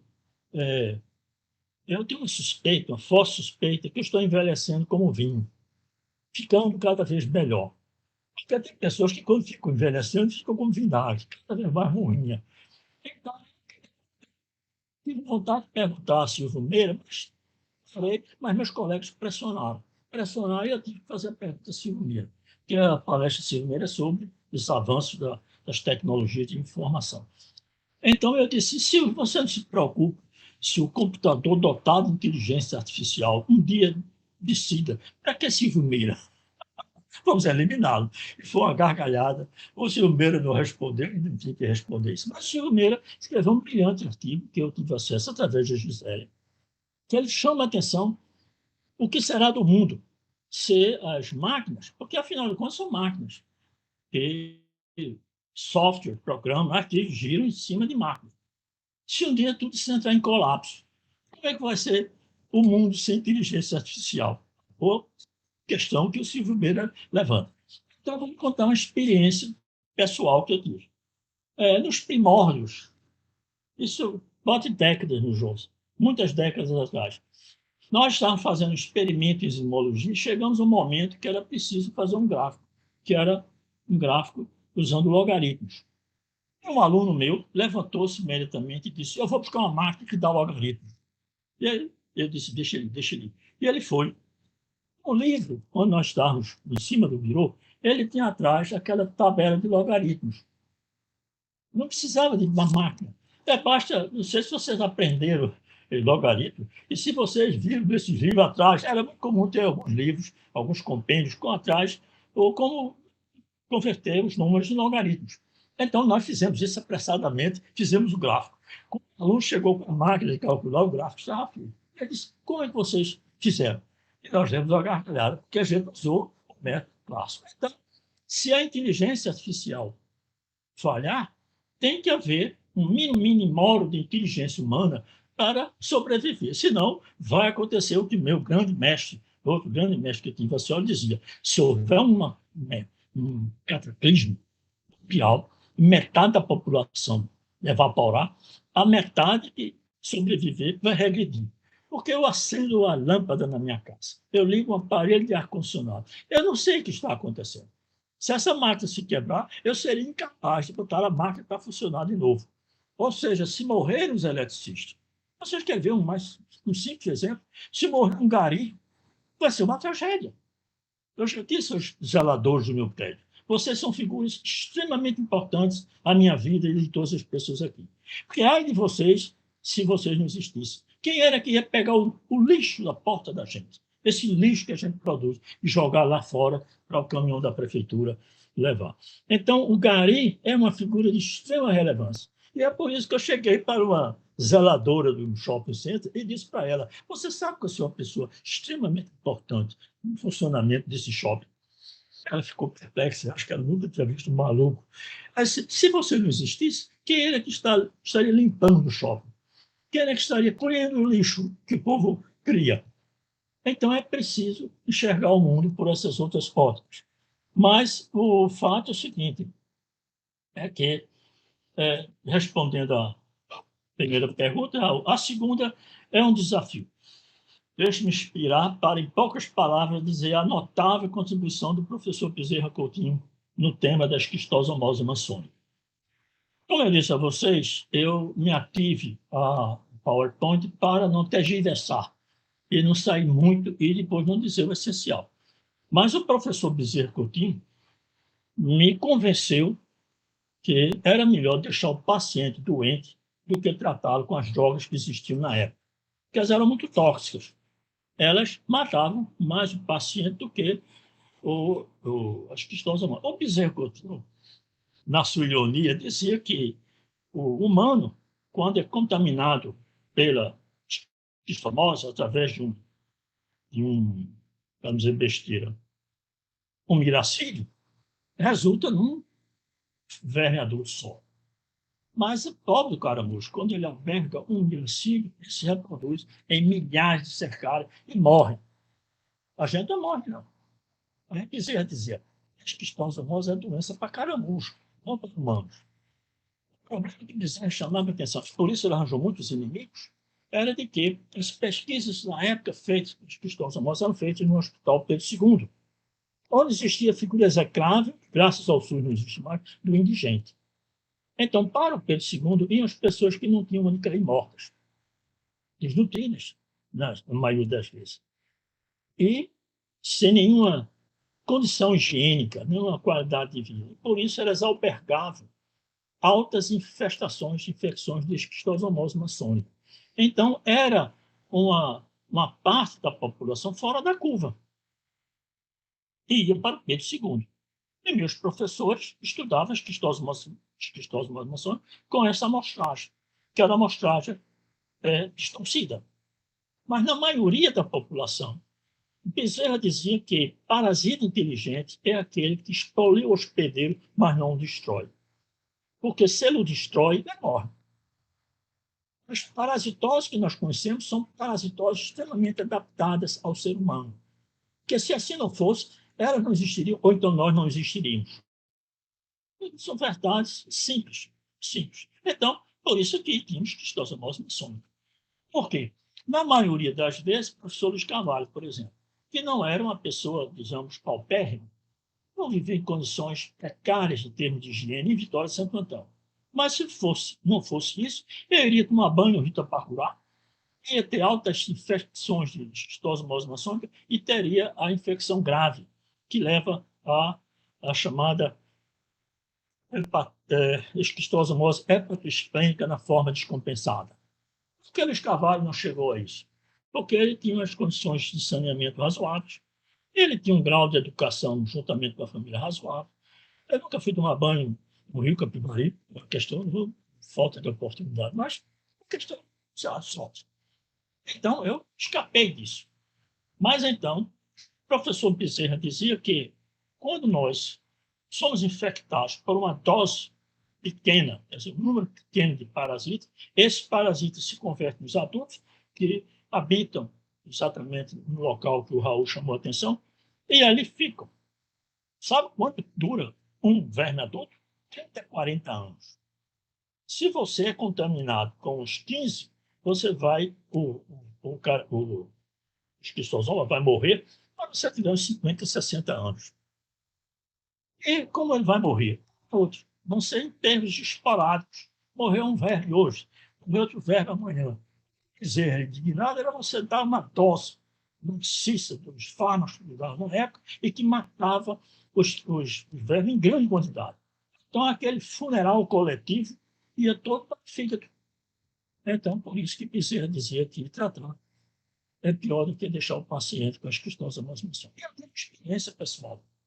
Quando eu era sextanista, eu era responsável com o professor Mauri Couto, que tratava, ele fazia medicina, e chegou um paciente esquistosomótico na forma hepatoesplênica descompensada típica, caquético, com uma barriga enorme, que era ascite. E eu tentei interná-lo, não consegui. E ele veio acompanhado de alguém que eu não tinha prestado atenção, que era um irmão dele, garçom. Mas, doutor, eu estou notando que o senhor está querendo internar meu irmão, mas não está conseguindo. Vamos fazer um acordo. Eu moro aqui pertinho. Meu irmão fica morando comigo e eu venho toda semana para o senhor vê-lo. E fizemos isso. E eu orientei a dieta. O que havia com esse pobre Zé Casé, esqueci o nome dele. O que eu orientei Zé Casé foi ter uma nutrição satisfatória. Ele era desnutrido lá na zona da mata. Então, morando com o irmão dele, garçom, ele passou a comer melhor. Durante um mês, eu vi que ele estava bem, e eu disse, seu Zé Casé, o senhor vá para a casa do seu irmão e volta daqui uns 2 meses. E volta depois de 3 meses, né, com um mês que... Seu Zé Casé, aquele homem zarrão, vermelho, corado, etc., entrou rindo. E eu sei entender o riso dele. Aí disse, diga, mestre, o senhor não está me reconhecendo. Não, eu sou o Zé Casé. Ele estava outro. Eu dividia o gabinete com uma colega minha de turma, que era adepta do tratamento da esquistossomose maçônica. Então ela disse, Luiz, esse caso é ideal para incluir na meu N. E eu deixei que minha colega saísse do gabinete. Quando saísse, seu Zé Casé, vá para casa. O senhor já viu o que quer fazer com o senhor? Vá para casa que o senhor corre menos risco. O senhor entendeu como é que vai ter que lidar a sua vida. E seu Zé Casé foi embora. Essa, ou seja, foi uma aplicação dos conhecimentos de Aloysio Bezerra Coutinho, como, não médico, eu não era médico, como sextanista. Então, Raul, eu procurei resumir a contribuição de Bezerra Coutinho. E a última do Linus Pauling. Olha, eu já ouvi esse comentário de uma troca de cartas entre o professor Aloysio Bezerra Coutinho e o Linus Pauling. Eu confesso humildemente, Raul, que eu desconheço e não posso opinar nada. Apenas dizer que Linus Pauling foi notável. Ganhou o prêmio Nobel, e ele, aliás, uma grande contribuição quantitativa à biologia foi a invasão dos físicos na biologia. E o Linus Pauling foi um deles. Ligação peptídica, proteína, aminoácidos, etc. Tudo isso é o Linus Pauling. Linus Pauling só teve um mal. Ele é longevo, né, viveu mais de 90 anos, inventou essa história que vitamina C previne tudo. Câncer, não é isso? Diabetes, raquioparto, mau humor, depressão, etc. Que, lógico, uma pessoa longeva dizer isso, e um prêmio Nobel, aí muita gente acreditou nessa história, que é uma falácia. Estudos feitos com grandes populações demonstraram que tanto faz tomar vitamina C como não tomar vitamina C. Se que vitamina C cura gripe, previne gripe, conversa fiada. E quando uma pessoa conhecida minha inventa de querer tomar redoxona. Você deixa o dinheiro aqui no Brasil, vai chupar uma laranja, vai comer comer acerola, porque você deixa o dinheiro aqui no Brasil, fica dando dinheiro à indústria farmacêutica. Mas esse é o ponto negativo do Linus Pauling. Mas eu confesso a um que já ouvi falar nisso, mas eu desconhecia desse conhecimento. Eu sei que Bezerra é um profundo admirador de Charles Darwin.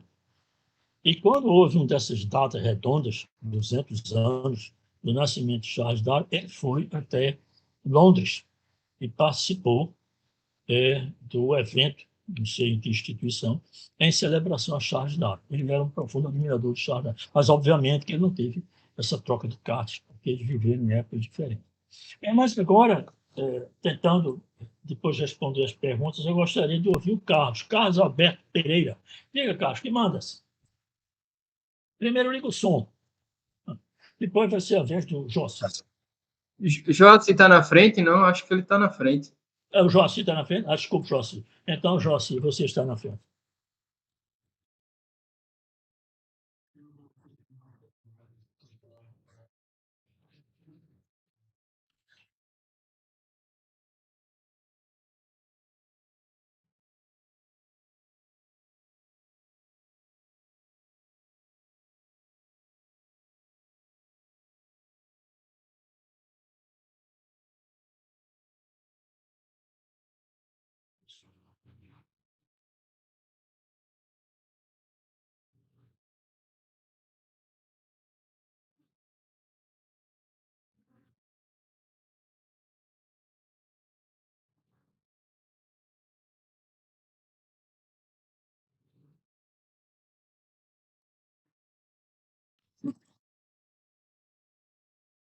Jossi, a resposta para isso é investir em outras vertentes do ser humano. Não é a ciência que vai corrigir isso. Agora, a tecnologia, que é diferente de ciência, que é a aplicação dos conhecimentos científicos, essas é que mais são vulneráveis às distorções do ser humano. Então, é investir numa melhor formação do ser humano. Isto não é tarefa da ciência. Eu já lhe disse que fazer ciência não é catecismo. Você fazer ciência, você não aprende o que é certo e o que é errado. Estas são atribuições de outros compartimentos da sociedade. Uma que eu diria são as artes.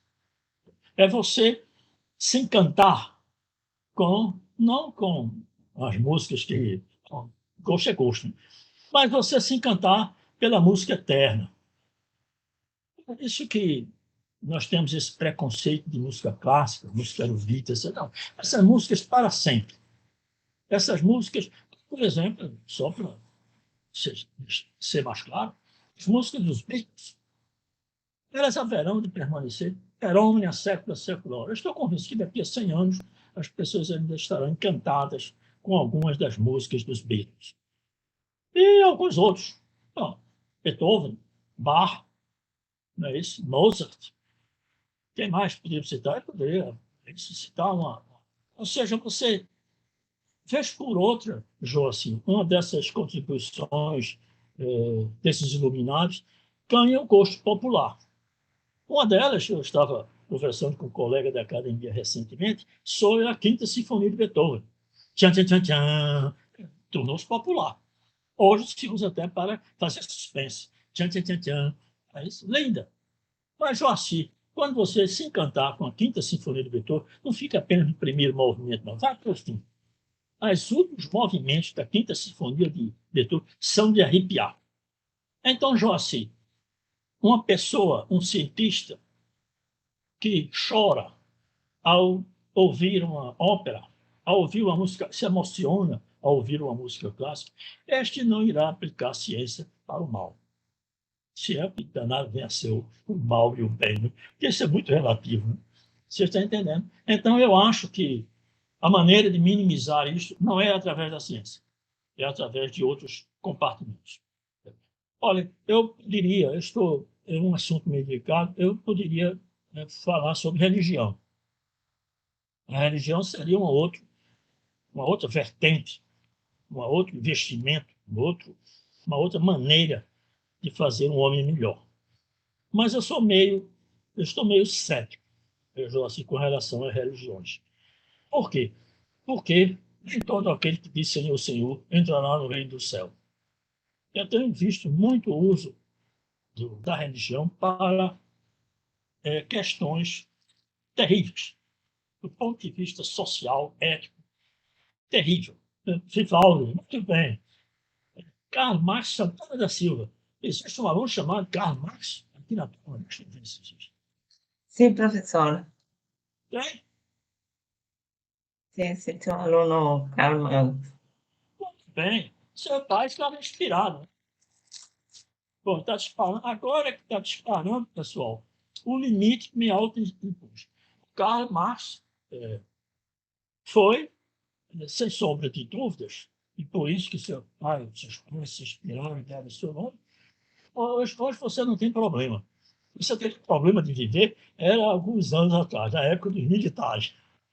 O Lenin, esse famoso cantor nosso, brilhante, ele teve sérios problemas quando era jovem, porque a juventude ele era jovem na época dos militares.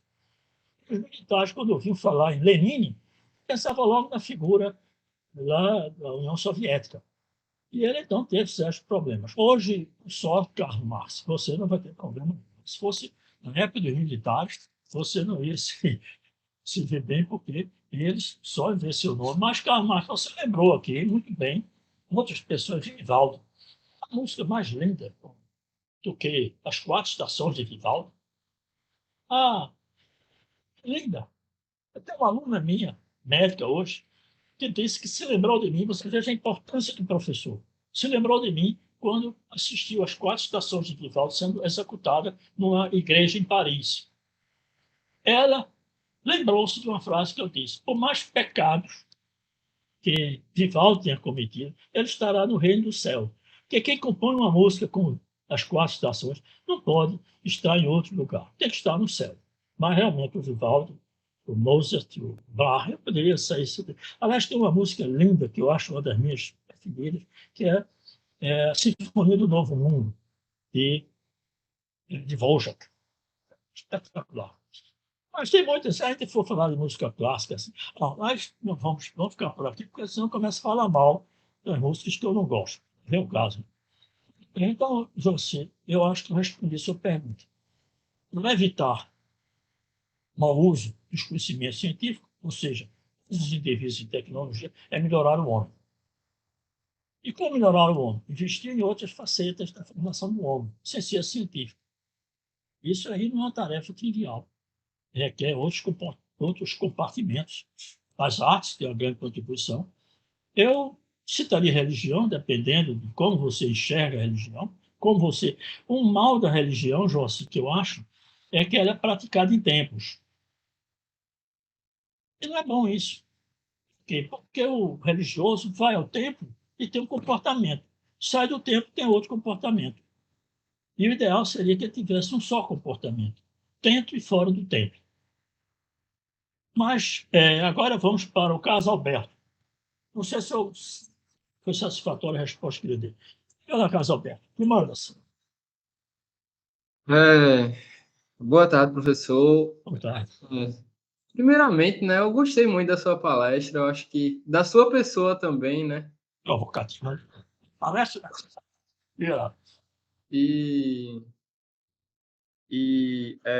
Sim, eu sou uma das pessoas aqui que Raul falou, eu sou, na verdade, eu sou arquiteto e urbanista, né? Isso.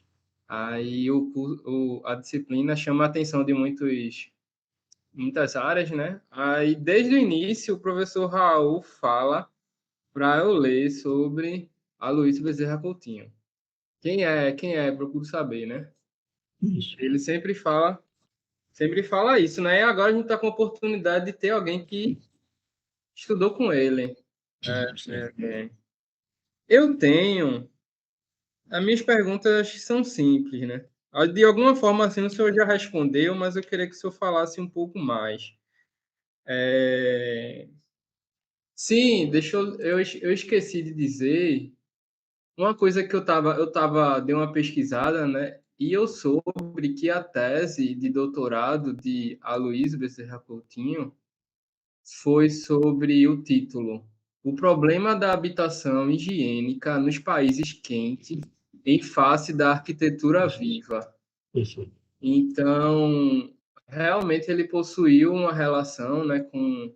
Aí parece que ele faz algumas medições da umidade do ar em determinados espaços, em ambientes de casa, né? Alguma coisa desse tipo para realmente trazer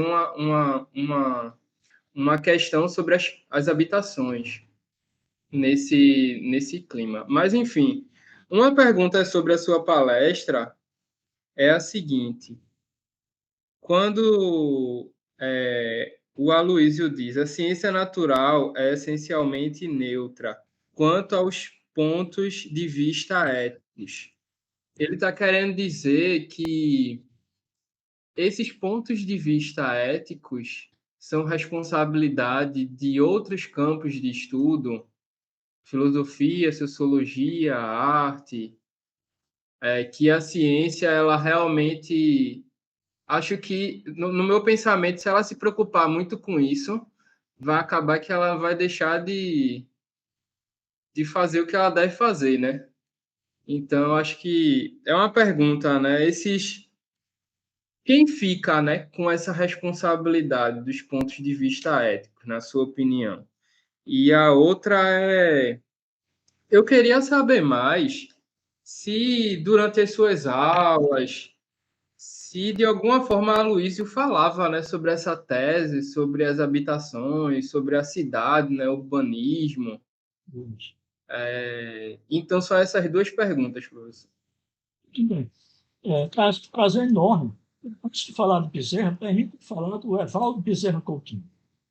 O Evaldo era lá da sua área, ele não era bem de arquitetura, mas ele foi um dos fundadores da unidade da universidade que gerou em arquitetura, que é Belas Artes. Ele foi um dos fundadores da Escola de Belas Artes. Ele era um filósofo. E o Evaldo era tão brilhante quanto o Bezerra. E ele tem uma atitude interessante que eu gostaria de dividir com você, que eu tenho um primo que é um entendido de cinema. Ele não vai muito na conversa, ele acha que isso é um delírio de Evaldo Bezerra Coutinho. Mas eu acho interessante expor isso a você. Evaldo Bezerra Coutinho, irmão mais novo, irmão do meio de Bezerra, dizia que a linguagem do cinema perdeu a sua identidade quando o filme passou a ser sonorizado. Porque no cinema mudo, o cinema tinha uma linguagem própria, porque as pessoas não falavam. Então, obviamente, que elas têm que expressar as emoções através dos gestos. Mas se você lembrar dos filmes de Charles Chaplin e de outros, você nota isso, que eles têm uma maneira própria de se expressar, porque eles não falavam, não ouviam. A Evaldo dizia que quando o cinema passou a ser sonorizado, adquiriu a linguagem do teatro e perdeu, portanto, essa identidade. O primo Targino, ele não vai muito nessa conversa, mas eu fiquei encantado com essa do Evaldo. Mas vamos falar em Aloysio Bezerra. Essa obra que você fala de Aloysio Bezerra Coutinho não foi tese de doutorado. Foi interessante, foi um TCC. O curso de medicina que ele fez no Rio de Janeiro nem exigia, mas ele fez uma monografia para ser médico, ser doutor. E foi sobre, exatamente isso que você falou, sobre como deveria ser as casas nos trópicos. Essa foi a proposta dele. E é muito interessante. Um livro escrito por uma médica sobre esta faceta, a importância desta contribuição de Bezerra Coutinho. Se você me der depois, eu vou dar meu endereço aqui no chat, meu e-mail.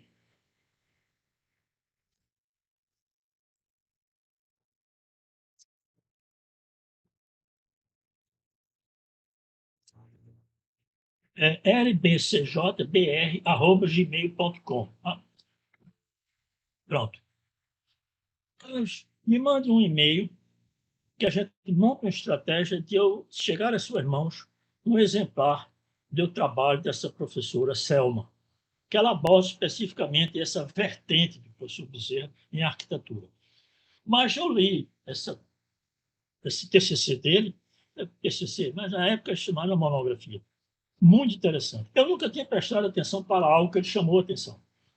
Ele dizia que as paredes das construções antigas eram muito largas, porque a parede tinha duas finalidades: isolar o perímetro em que a pessoa vive e sustentar o teto. Por isso que elas tinham que ser largas, para poder suportar o peso do teto. E eu me lembro das casas em Vitória Santo Antão, nossas alunas, assim, as casas antigas. Elas realmente todas tinham uma parede enorme. Porém, com o advento do concreto, esta atribuição de segurar o teto desapareceu. Então, as construções puderam ser feitas de sorte a contemplar janelas, portas, etc., aumentando a aeração. Eu nunca tinha prestado atenção. Ele foi quem chamou a atenção nesse TCC dele. Mas ele fala da questão do clima, isso que no setor falou, ele falou, então, mas eu acho que o melhor era eu fazer chegar às suas mãos um exemplar do trabalho da senhora. Mas ele, eu não sei se ele ainda está na ativa, é o professor Geraldo, é do Departamento de Arquitetura da Universidade Federal. Gomes? Geraldo Gomes. Geraldo Gomes tem aqui esse tempo da importância do Aloysio Bezerra Coutinho em termos de arquitetura brasileira.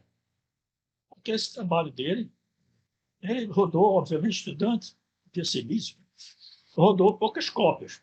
Então, existem poucas cópias, mas, de alguma maneira, essa obra foi multiplicada. Muitas pessoas tiveram acesso. Essa eu tenho, a artigo do Geraldo. Geraldo explica a importância do Bezerra Coutinho para a arquitetura. Mas, veja só, como eu disse a vocês, eu me policiei, me restringi à questão epistemológica. Não entrei na questão da biografia de Bezerra, mas Bezerra discutia com arquitetos, com engenheiros, etc., com esse pernambucano notável, matemático, Joaquim Cardoso, detalhes. Era uma pessoa multifacetada. Era uma pessoa muito inteligente, tinha uma bagagem extraordinária, um grande apreciador de vinhos. A primeira turma de doutorado em ciências biológicas, eu dava uma disciplina chamada Evolução do Pensamento Científico. E, obviamente, que neste curso eu falava de Bezerra. E eu dei um livro do Bezerra, da Natureza da Vida, para que uma aluna lesse e fizesse um comentário, análise. Ela começou da seguinte maneira: professor, eu fiz mestrado nesta universidade. Aliás, ela começou assim: eu fiz graduação nesta universidade, fiz mestrado nesta universidade, e somente agora no doutorado eu estou tendo a oportunidade de entrar em contato com o pensamento deste brilhante professor da universidade.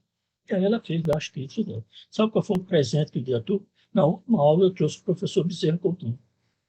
E sabe que eles conversaram sobre vinho. E sabe que o presente que os alunos fizeram? Se cotizaram, compraram um bom vinho e deram presente ao professor Bezerra Coutinho. Outra, eu tive uma experiência humana fantástica, que foi dar um curso de iniciação científica para digamos assim, curso médico da UPE, que eu sou da Federal. Então, eu tinha um afilhado, que era o presidente do diretório, e ele, na época, hoje a UPE está diferente, mas na época ele se ressentia de não ter ciência no curso médico. Então, nós combinamos de fazer um curso de iniciação científica. Então, eu dava 2 expedientes aqui na Universidade Federal de Pernambuco e dava 6 horas da noite para o Hospital Oswaldo Cruz. E lá no auditório chamado Jaime Scher, eu me reunia com cerca de uns 100 a 150 jovens, em torno de 20 anos, e nós temos um curso de iniciação científica. Aliás, até eu convidei alguns colegas meus cientistas também para dar a opinião deles. Mas o interessante é que na aula final deste curso, eu fui buscar Bezerra Coutinho na casa dele e ele foi dar a última aula aos alunos. Imagine o professor Bezerra dando aula a uns quase adolescentes. Sabe como Bezerra começou a aula dele? Meus filhos, vocês já viram um avô, eu já estava com uma certa idade. Já viram um avô dar um mau conselho? Eu vou dar um conselho a vocês. Estudem matemática. Uma gargalhada na sala de aula. Porque há uma história, Carlos, de que se você não gosta de matemática, vai fazer biologia. E se medicina, os médicos, de maneira geral, me perdoem os aqui presentes, mas o Raul é exceção. O Raul é médico. E outros, o Gil Sedimar, não sei se ele está por aí. Médico não gosta de matemática. Advogado só sabe fazer uma conta. É o percentual que ele tem dos honorários dele. Isso é uma piada que se faz de maldosa. Mas, Carlos, o Bezerra tem essa proeza de militar em várias outras áreas. Mas sobre quem é a responsabilidade pela ética, a sociedade, Carlos.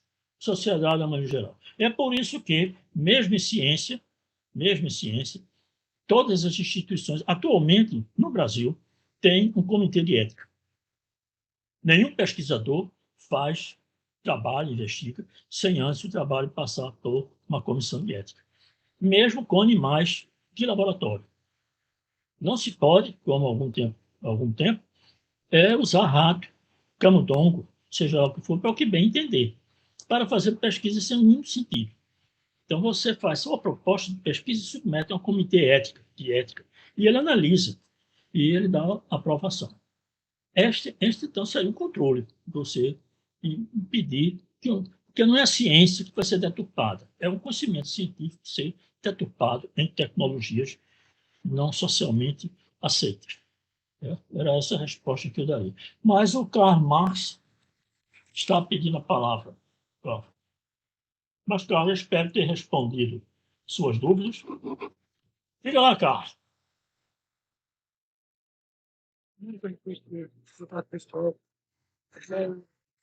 Queria só comentar algumas coisas, né, e trocar informações com o senhor. Tu pode comentar também. Uma coisa que eu achei interessante da sua fala foi que a ciência, né, em si, a ciência pura, ela não tem o objetivo de determinar o que é certo e errado, ou formar esse conceito nas pessoas, né? E sim outras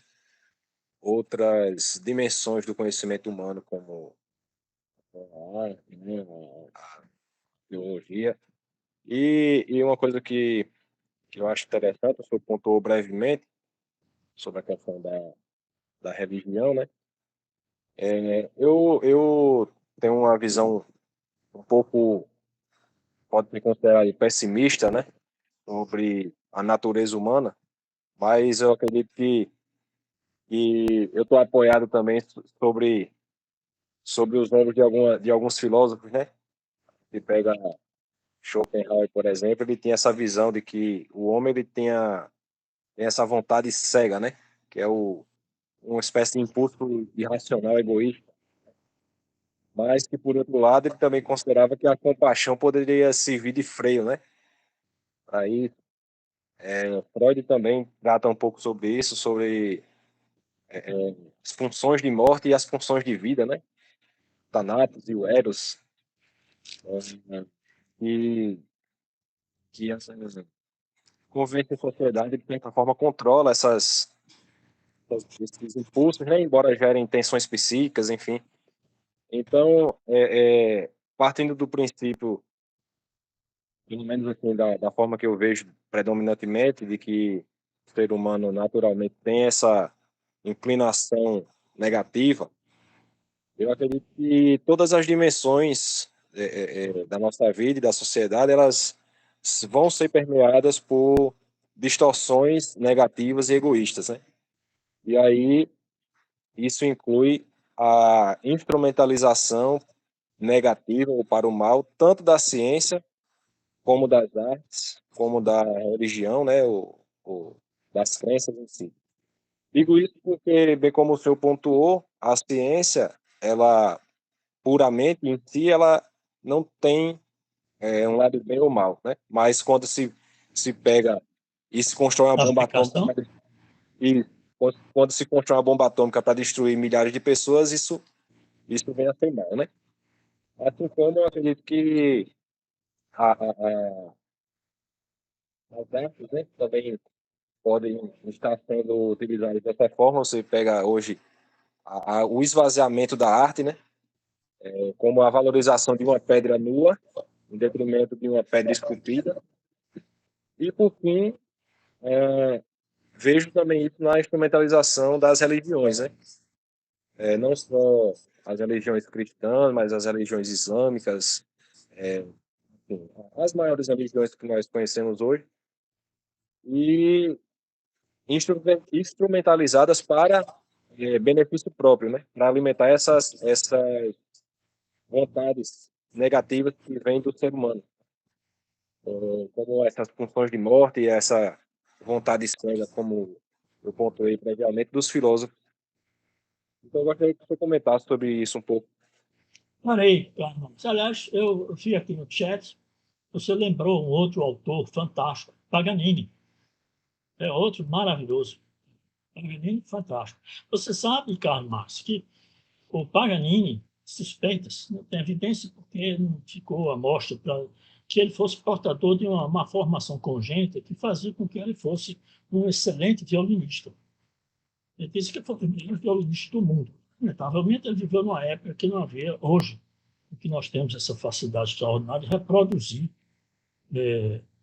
óperas, ou isso com as músicas, com as orquestras, etc. Você sabe que é um privilégio nosso poder ouvir a Quinta Sinfonia de Beethoven completa ad nauseam, latim, quer dizer, o tempo que quiser, até explodir, porque a gente tem esse recurso. O YouTube, aliás, tudo na vida, Marx, tem um lado positivo e um lado negativo. A doce ilusão nossa é que tudo só tem um lado faca. A faca é um instrumento extremamente útil. Ai de nós se não fosse a faca. Mas tem quem use a faca para matar. Então, lamentavelmente, Schubert é uma ferramenta extraordinária. Eu adoro, eu sou um Estado, ou seja lá, com recomendações inúmeras. Eu vou todos os dias a uma academia que fica aqui perto da minha casa.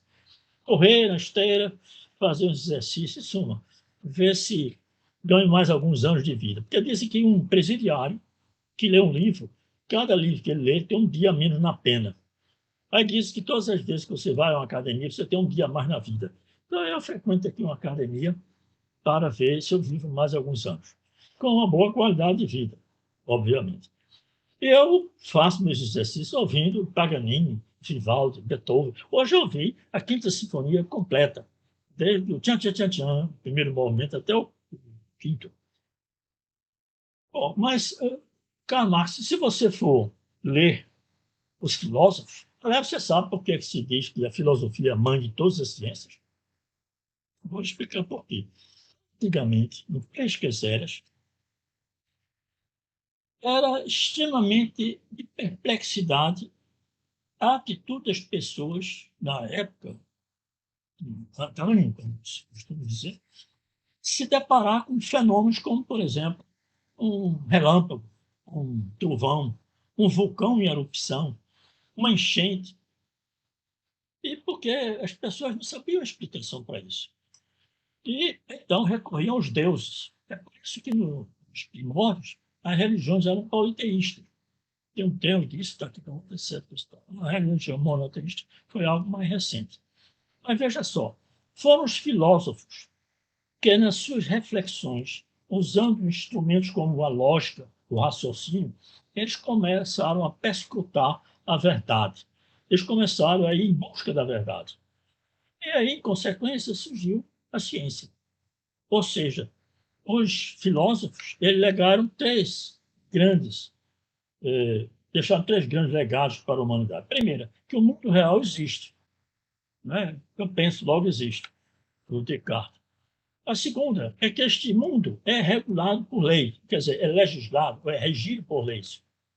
Terceiro, nós somos capazes de alcançar essas leis.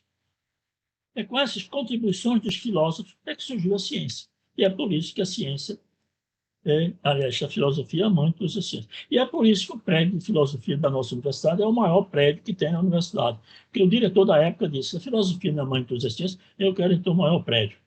Aí fez aquele prédio que podia ser o maior, mas no sentido horizontal e não no vertical. Porque aqui dá um problema, elevador, levar água, etc. Mas isso para lá. Né?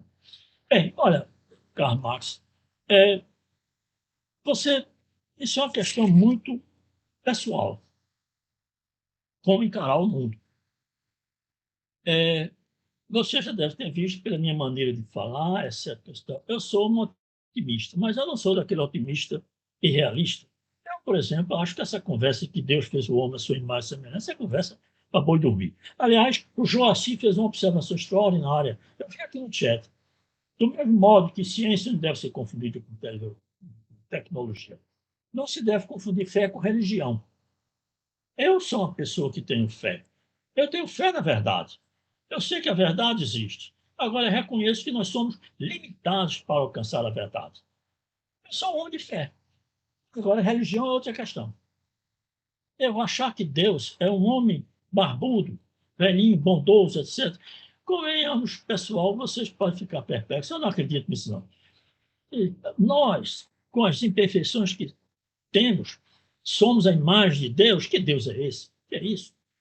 E depois, tal história, quando a gente vê tanto sofrimento, quanta infâmia, quantas situações horrendas ocorrem nesse mundo com o beneplácito de Deus, porque Deus quis, porque a vontade de Deus, isso eu confesso a vocês que isso não me convence.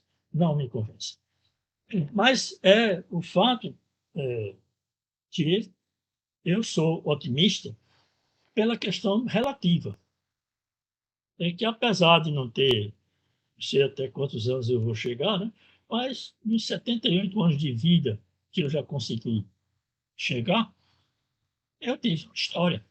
Eu nasci garoto em Vitória de Santo Antão, que era uma cidade aqui na zona da mata, com problemas inúmeros, uma cidade que ainda hoje tem. Aliás, Vitória cresceu e perdeu os encantos de cidade pequena e não adquiriu cidade grande. Vitória hoje é considerada a cidade mais violenta do estado de Pernambuco. Mas em Vitória eu tive colegas de jogar bola e tudo mais, pobres na forma da lei, muito pobres.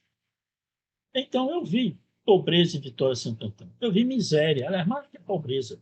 Eu vi miséria. Porque você sabe qual é a diferença de miséria e pobreza? Pobreza você está sem mínima condição material para subsistir, mas você ignora.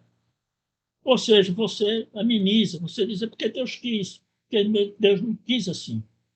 E miséria é aquela que você está nessa circunstância e reconhece que está sendo explorado. Você sofre muito mais. Essa diferença entre miséria e pobreza foi dada por uma colega médica que atuou muito tempo como pediatra nos morros lá no Rio de Janeiro. Ela disse que nos morros do Rio de Janeiro ela conheceu o que é miséria. Ela conhecia aqui no Nordeste pobreza, mas ela conheceu lá a miséria. E aqui nós temos miséria. Temos e como temos. Não precisa ir muito longe. Basta ir para o que alguns chamam de periferia.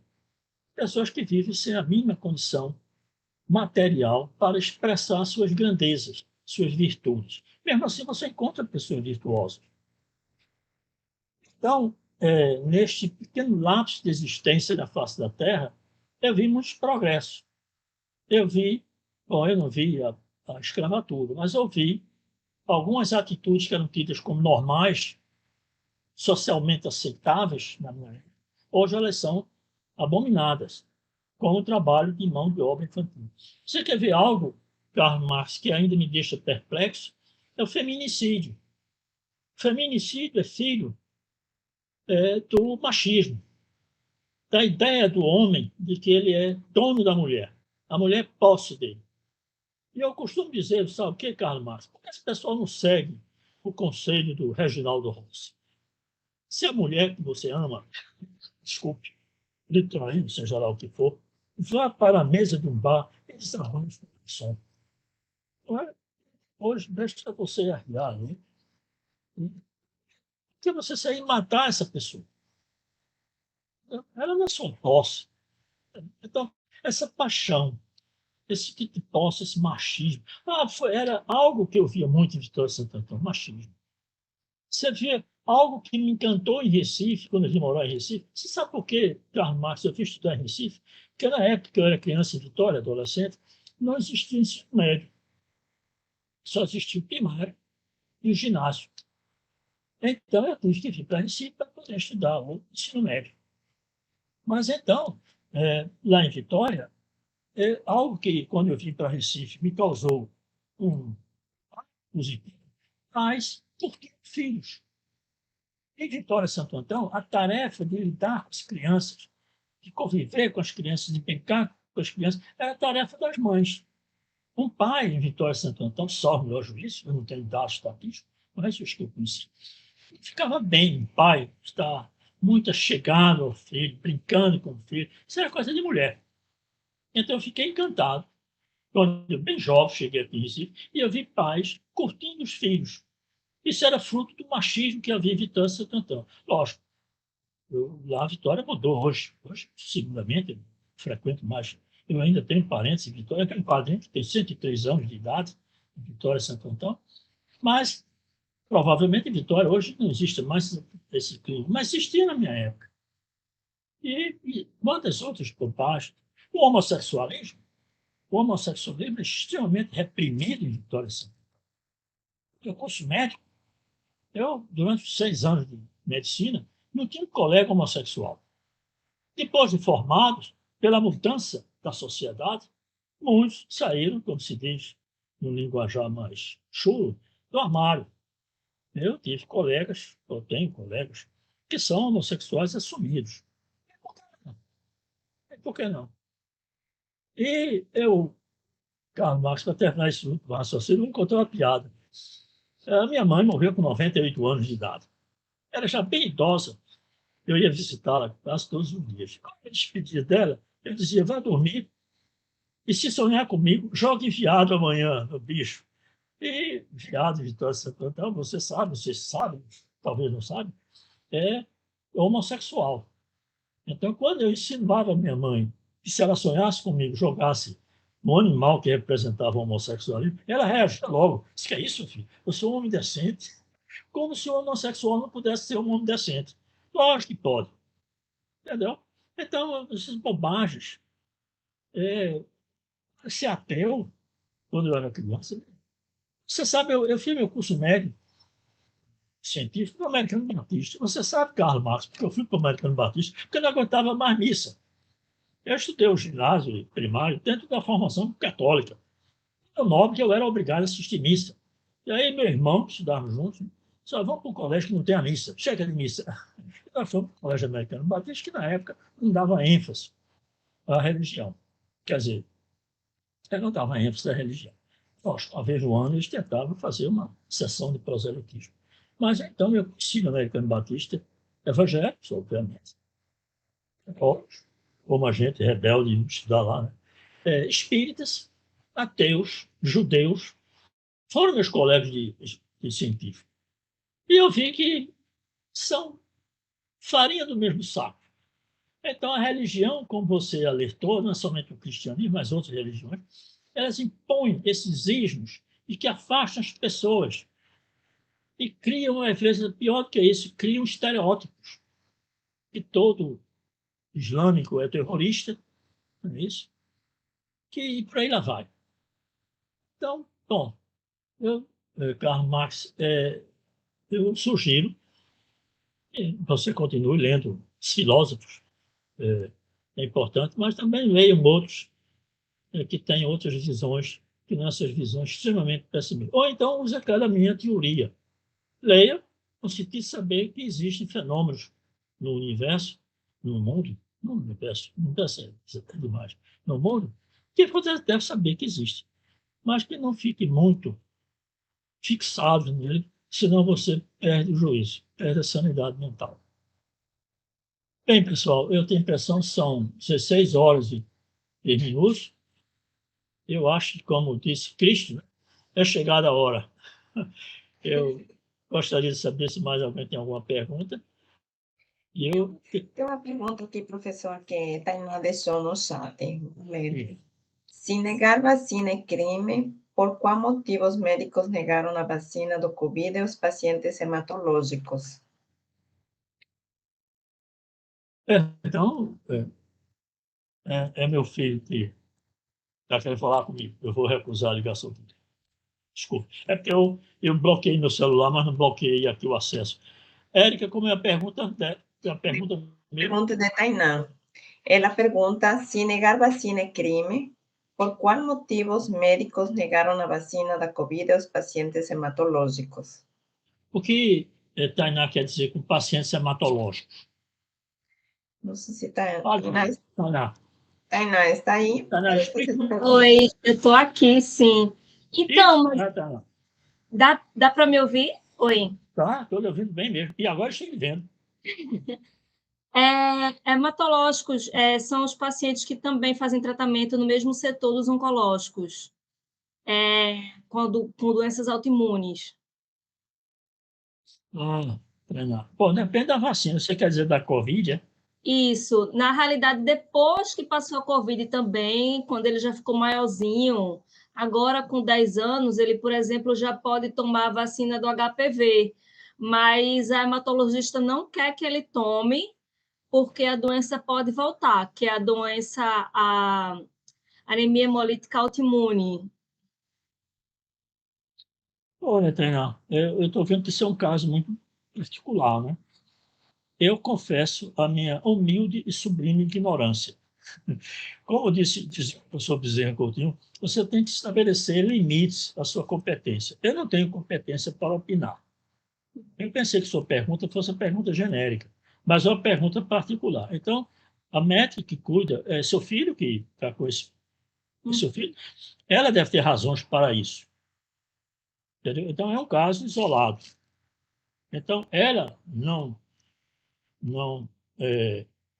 como é que eu diria, não quer que ele faça a vacina, ela deve ter suas razões.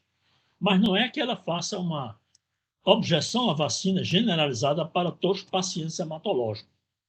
Eu sei que alguns pacientes hematológicos eles têm uma imunidade baixa e automaticamente eles têm mais dificuldade de gerar anticorpos contra a doença, no caso da vacinação.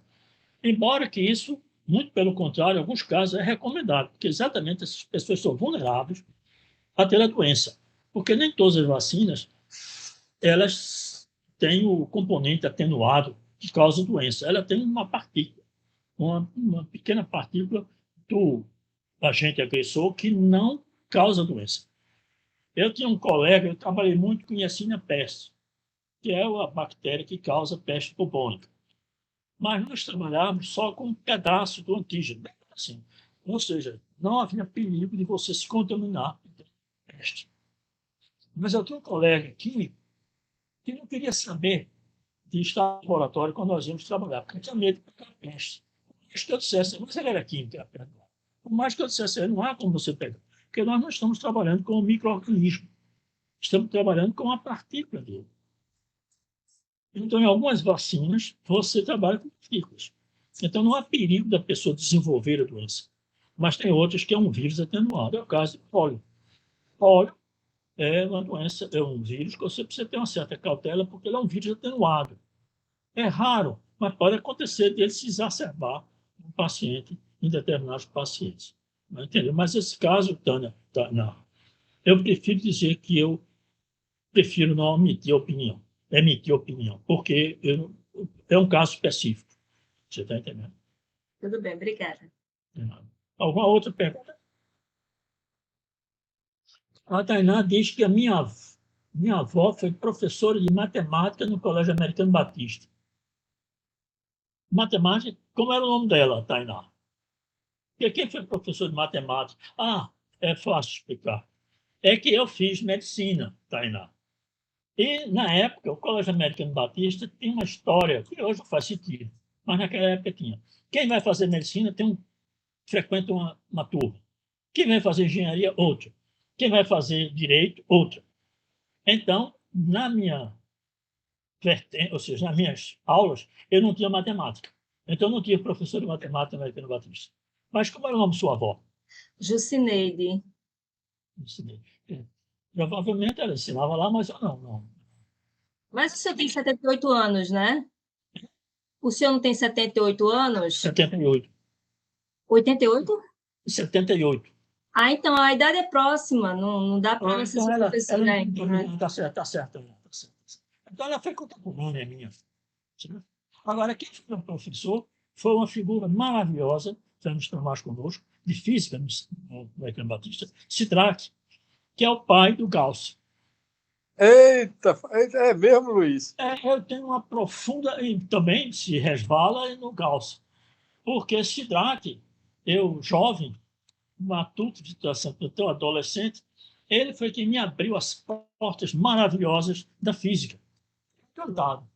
adorava o Sidraque Holanda. Infelizmente, já não está mais conosco. Bem, pessoal, mas eu acho que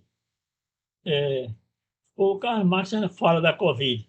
Também não tenho competência para opinar, mas existem contraindicações.